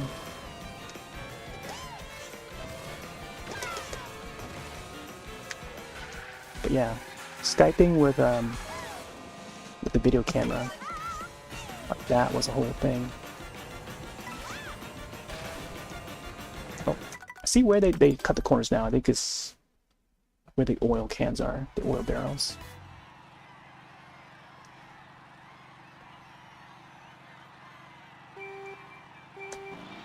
First Bluetooth devices were probably so expensive and laggy. I wouldn't say so. If you're just using like regular Bluetooth devices that were already available, like you can get like a Bluetooth keyboard for like $20 or less. Back in like 2010, you know, 2007 onwards to 2010, you know, like there were so many Bluetooth devices out there. I had one that would use for just my regular PC. And it would connect through, like, there would be ones that were made specifically for mobile devices, like to connect to phones or headsets and stuff, connecting to like small devices that would support it. So like earpieces, Bluetooth earpieces, that's what it's meant for. But they weren't expensive. You can get one on sale for like $20. At least that's how I got mine back in the day. But they weren't necessarily the first Bluetooth, quote unquote the first. There's been like Bluetooth devices around before them. But it's just that at that time, Bluetooth has been the norm to use already. It's just that it wasn't norm on some devices, or used in a way where it's more practical for those devices. But like when it comes to like globally, more people were using Nokias and Motorola's. So many other brands that long before the reign of Apple and Google.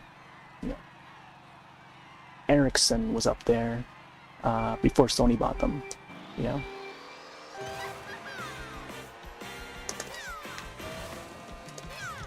But yeah, that's digging a little deeper, but I wouldn't say they were expensive. They were definitely a consumer affordable. And I could pull up some devices that I've got back in the day that I still have, that still operate. But that, I'll say that for another day where, and folks are ready to see them. Once in a while, I have showed them in the past where, oh yeah, here's my old Bluetooth keyboard, a fold-out keyboard that folds, that came out back in the mid-2000s, that no one's ever seen. I have it. I have those devices. Still have it. Granted, I don't use them anymore, but there's not really much use for them anymore. But back in the day, we had them.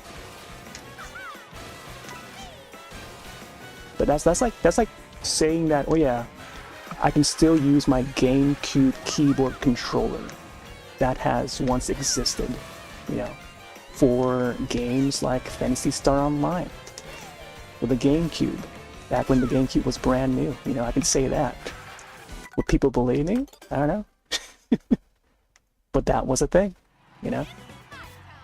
GameCube came out. There's an official accessory that came out. It was a GameCube controller meshing with a keyboard, a QWERTY keyboard, and then on the sides it would be a GameCube controller,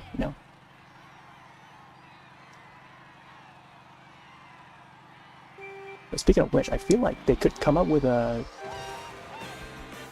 wireless keyboard to be compatible with Switch, and then have it so that you can lock your Joy-Cons on the side of that keyboard, so that it would resemble that old GameCube controller keyboard. I think that would be a neat idea. I think that would be something that like a third party could come up with, like Hori, or Hori, could maybe develop, produce. I know I'm a big fan of 8-Bit Do. I don't know if you're familiar with 8-Bit Do, but they would come up with like different accessories to be compatible with all consoles and or PC. They actually just announced a Pro 3 controller, which looks really nice. They went with the GameCube color scheme. Oh, you can actually do a trick off of that. Oh, I just messed up. Let's use that mushroom ahead of time. Try it again. Let's see. If you're still 7 years from now, it's gonna be so funny seeing Nintendo panic as their copyright. Yeah. Mario will be used. Yeah, because the 100 years. I think by then, I feel like Miyamoto might not be around anymore. It's all gonna be run by brand new people. I mean, we're seeing it already. Miyamoto's already preparing for the future. He's already trained a whole lot of the younger team to develop games, especially for Mario, because he's more on. He's stepping more onto like the supervision kind of side. Same thing with Koji Kondo, who was like the main composer for a lot of the games back in the day. Tezuka's still in there. I think he's still like the sort of the lead guy, producer. But I feel like a lot of them are gonna be gone within the 100 years. Oh, I don't know why I did that. Oh, the recovery. Oh, I was hoping to dodge that. Man, that thing doesn't hop as fast as I want it.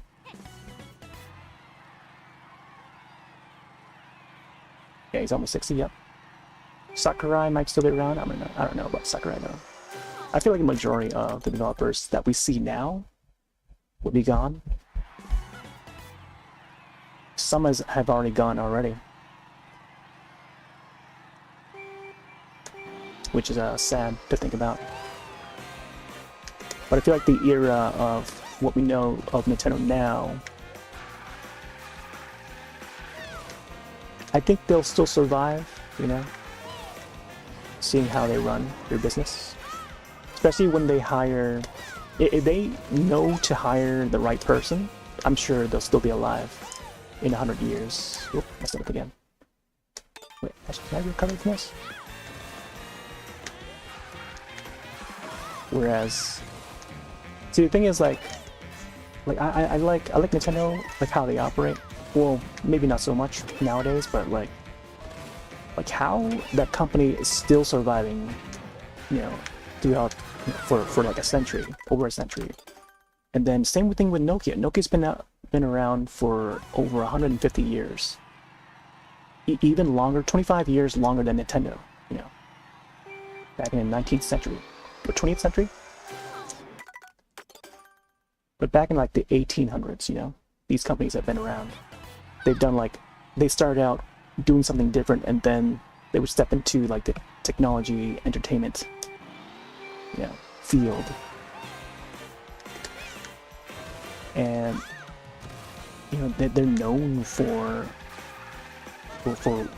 these things in the modern day. And who knows if Nintendo would still be doing video games in another 100 years. Or they could step into making movies. You know, we're starting to see Nintendo movies in the theaters now. Let's not, you know, let's put that on the table. So, you know, in this early stage that we see now, you know, where they're doing movies based on their own internal IPs, you know, based on the video games. What if, you know, if they step into the movie business and then venture off into that, and then start coming out with original IPs for just movies, like the other way around, and then making a game off of that movie, you know? How about that? What if they become the next, I wouldn't want to say like Disney, but what if they become the next like Universal, you know? Which is why could this, you know, could this team up with Universal right now be an indicator for another partnership in the future, you know? And again, it really depends on who they hire, who can decide what move they do next. Let me start this up again. Man, this guy's tough to beat, but I'm sort of like half focusing. Yeah, the legacy of Nintendo. The ways to get kids into Nintendo ecosystem according to Furukawa. Yeah. Yeah, having movies is a way, is a great way, because it's like, you know, forms of entertainment that's like a little bit shorter than just playing the game. But I guess it's also a great way to market a game or mini games or franchises to get people to play. You know, if they've seen the movie, would they not be curious to play the games? You know, after seeing a brand new Mario movie, you know, wouldn't it make people to want to play a Mario game? You know, that's what they're getting at. So imagine doing like a Zelda movie, you know, upcoming Zelda movie. After seeing that Zelda movie in theaters, wouldn't people want to play a Zelda game after seeing it? You know, I think that's the thing. You know, like getting people to play again, and then targeting the mobile phones to, you know, getting that Pokemon Go out there, the Fire Emblem, the Super Mario Run, the Animal Crossing Pocket Camp. You know. Getting that mobile crowd to pick up the Switch, or you know, maybe an older system to play these franchises. Ooh, I already used my mushroom. I think that'll be another cut right there for you.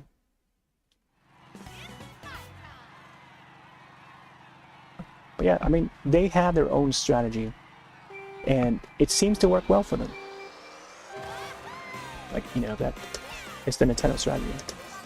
It's a strategy of what any company would do, but I feel like Nintendo has a better chance because of the IP, the brands that they have, the different IPs that they have. Same thing with Sega. Sega's tried a lot, and I feel like Sega would try a lot of things ahead of what Nintendo would do before Nintendo does it, you know. But yeah, Sega has been like in the mobile scene for a long while.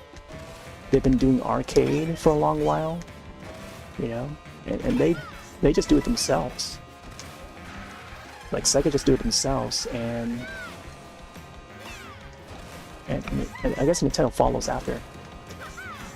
You know, Sonic movie, you know, that did well. Thus, you know, seeing the Mario movie do well, not long after, you know, Pokemon and Mario, and now there's a Zelda one, you know, it's gonna be a Streets of Rage movie, you know, that is a Sega IP.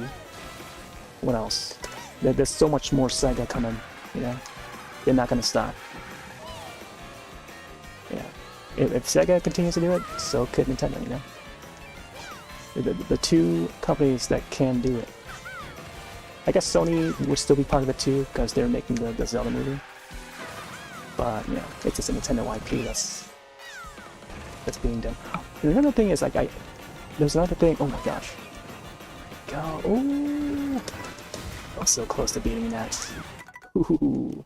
This would be a new record for me though, personal best, but I want to try it again. I feel like using that last mushroom at that there would be good. Yeah, but seeing, I think, was it okay, so Sony Pictures is doing the Zelda movie, and then, like, in return, Nintendo Pictures, is it called Nintendo Pictures? They're providing the motion capture for, I think, Death Stranding, the movie. So it's like, wow, they're like, you know, they're like lending each other a hand, you know, on these movies. Video game adaptations, you know, which is great. You know, it's a great partnership. I like seeing more companies do that. Ooh, I was hoping not to hit that oil. Oh.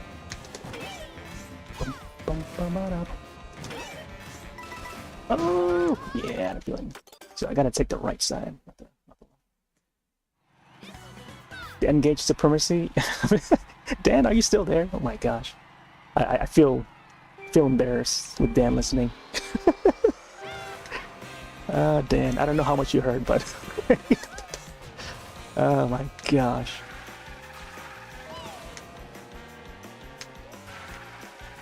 My face is turning red.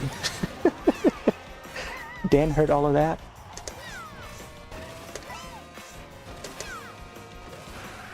And another thing is like here's another little tidbit was that during that age of the N-Gage, shortly after Nokia was teaming up with Sega. By the way, Nokia was already teaming up with Sega during that time. I forgot what the it was like a part of Sega, but not like the main Sega part of Sega. I mean, whereas they're like they weren't like making games together or anything, but like there was like a Sega website. I'm forgetting what it was now. I think it was like a way to play small samples of games on that website, like on the web. So it was just specifically that Sega website. I forgot what it's even called now. They partnered up with Nokia on that to come up with the Nokia Arena, which was a way. It was pretty much like Nintendo eShop, but Nokia eShop. It was called Nokia Arena. So you can purchase games on there, and it was like an online digital game distribution service. So they did it on their N-Gage and N-series devices that support the Nokia Arena. They did it long before anyone, Like, you talk, like, nowadays we talk about Steam, we talk about iTunes, we talk about Nintendo eShop, PSN, Xbox and stuff. Nokia had it. Nokia had their Arena. Back in 2004, 2005, whatever year it was. 2003.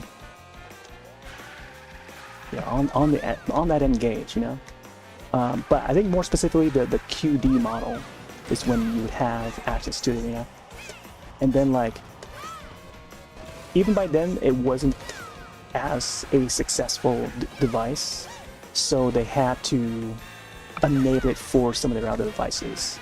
So specifically the N series of devices, so the Nokia N models. So like, trying to think of some other devices that had it. So the N95, for example, another popular device all across Asia, more globally well known around the world, not so much in America, selling millions, So Nokia N95, you can probably look it up. It's like an 8-kit model that came out after. Very popular device. That would have support for Nokia Arena, so you can play games on your candy bar shaped phone. And it doesn't have to be an N-Gage, but it would support some of those games, So that was a thing that they did because of the failure of the N-Gage. It didn't really catch on to people at the time. It was just Nintendo and whatever else that was out at the time. I'm trying to think. I guess the PSP was on its way, but not quite out yet until a few more years after. But yeah, that was the trend. It was seeing people pull out their Game Boys, pull out their phones from their pockets and play games while they're in transit, Like that was like the trend. It was the era of like trendy phones and tying it with fashion, I guess it's still a thing nowadays too, but back in those days, it was just cool to have like some sort of device on you. If it's not a Game Boy, it's got to be a phone, If you had a Game Boy, you were thought to be like a kid, But like the N-Gage was like the next step to being the cool teenager, Phone and video games in one single device. But different generations Oh my gosh. Still ahead here.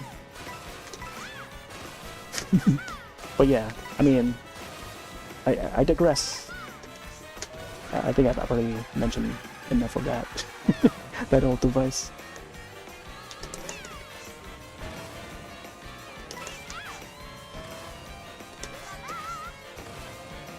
Yeah, I mean, I look forward to seeing how Nintendo does with that Zelda movie. Oh my gosh, that cut. It looks like this ghost does that cut really well. I may have to save that mushroom for that last cut. Yeah, thanks for joining, Mouse. Also, enjoy the bonanza while the hype is up for it.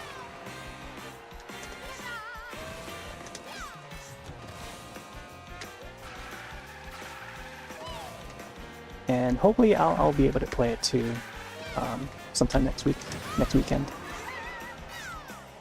Yeah, I'm probably gonna give this time trial a few more tries, but if I can't beat this ghost now, I'll try it another time.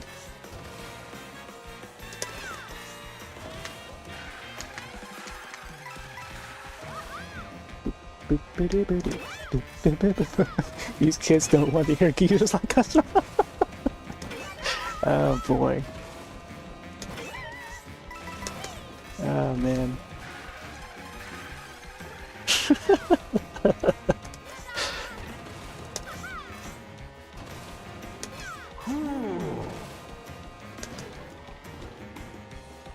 Eight tracks are? Oh my gosh.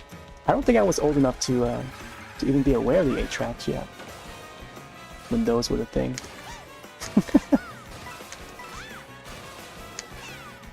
But that was more stepping to like the music territory. Let's see, the Walkman, I guess. Walkman and Discman.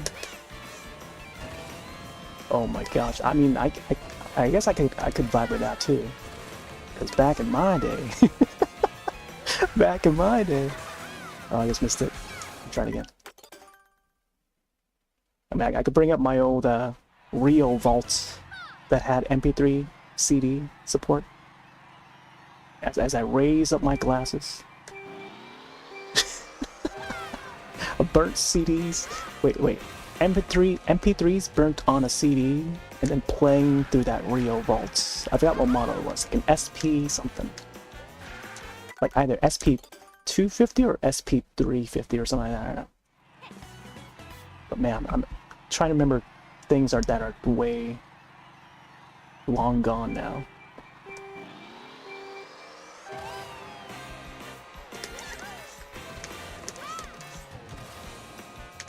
Yeah, phones, music players, you know, aka PMPs, cameras. Oh man, what else? I don't know, movie players or something? VCRs?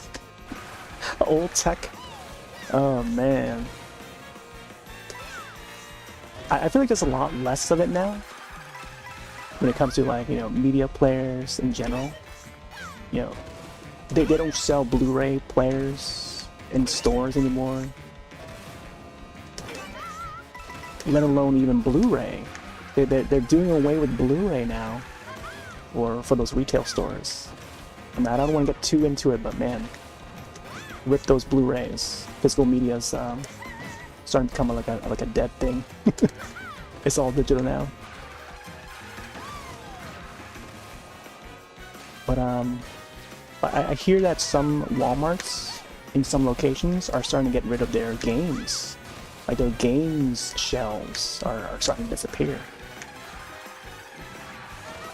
Oh, so that's the cut they use, huh?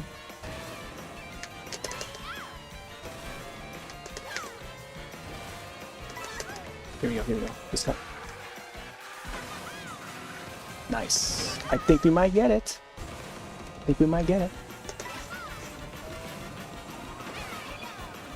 Oh, yes!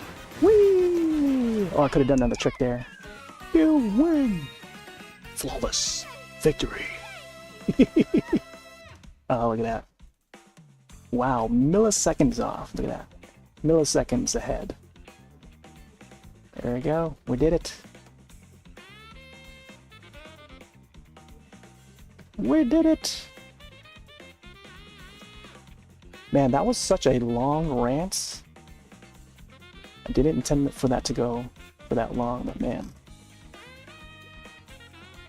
Watch me just scroll through the messages and you know, seeing some of the questions that I may have missed, and like thinking, wow, man, I should have answered that. I should have come up with like another 20-minute story to answer that question. Oh man.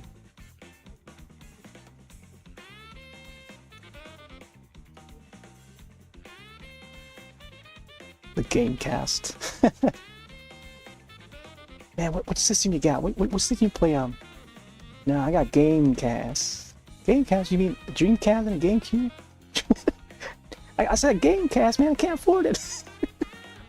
Oh man, I'm trying to remember the name of that movie. Oh, Malibu, something like that. Something Malibu is in the title. Jamie Lee. Wait. Jamie Kennedy. Yeah, Jamie Kennedy was in that movie. It was like roughly around like 2002, 2003. Again, 2003 popped up again. You know, the year of the Engage. And I guess oh, I don't know what else came out in 2003. GBA maybe? I think GBA was like, oh, maybe it was the GBA SP. I forgot when the SP came out. I think it was roughly around then, 2003. It was definitely before the DS for sure. The DS came out like 2005 or something. All right.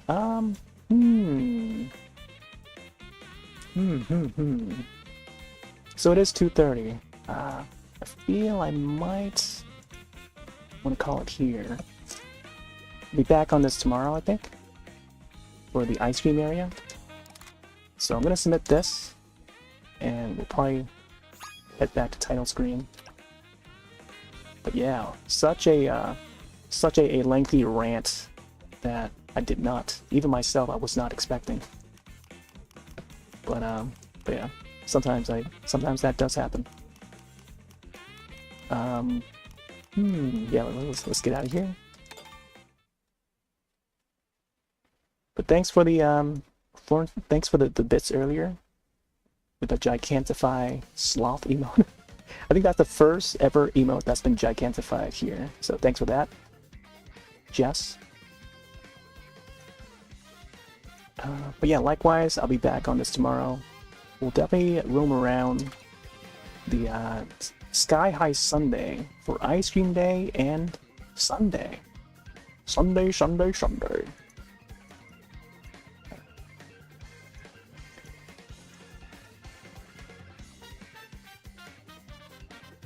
I think we're good. So yeah, thanks all for tuning in. Thanks for watching. I'm gonna take off for now. Have yourselves a wonderful night and or day, and I'll see you next one. Later.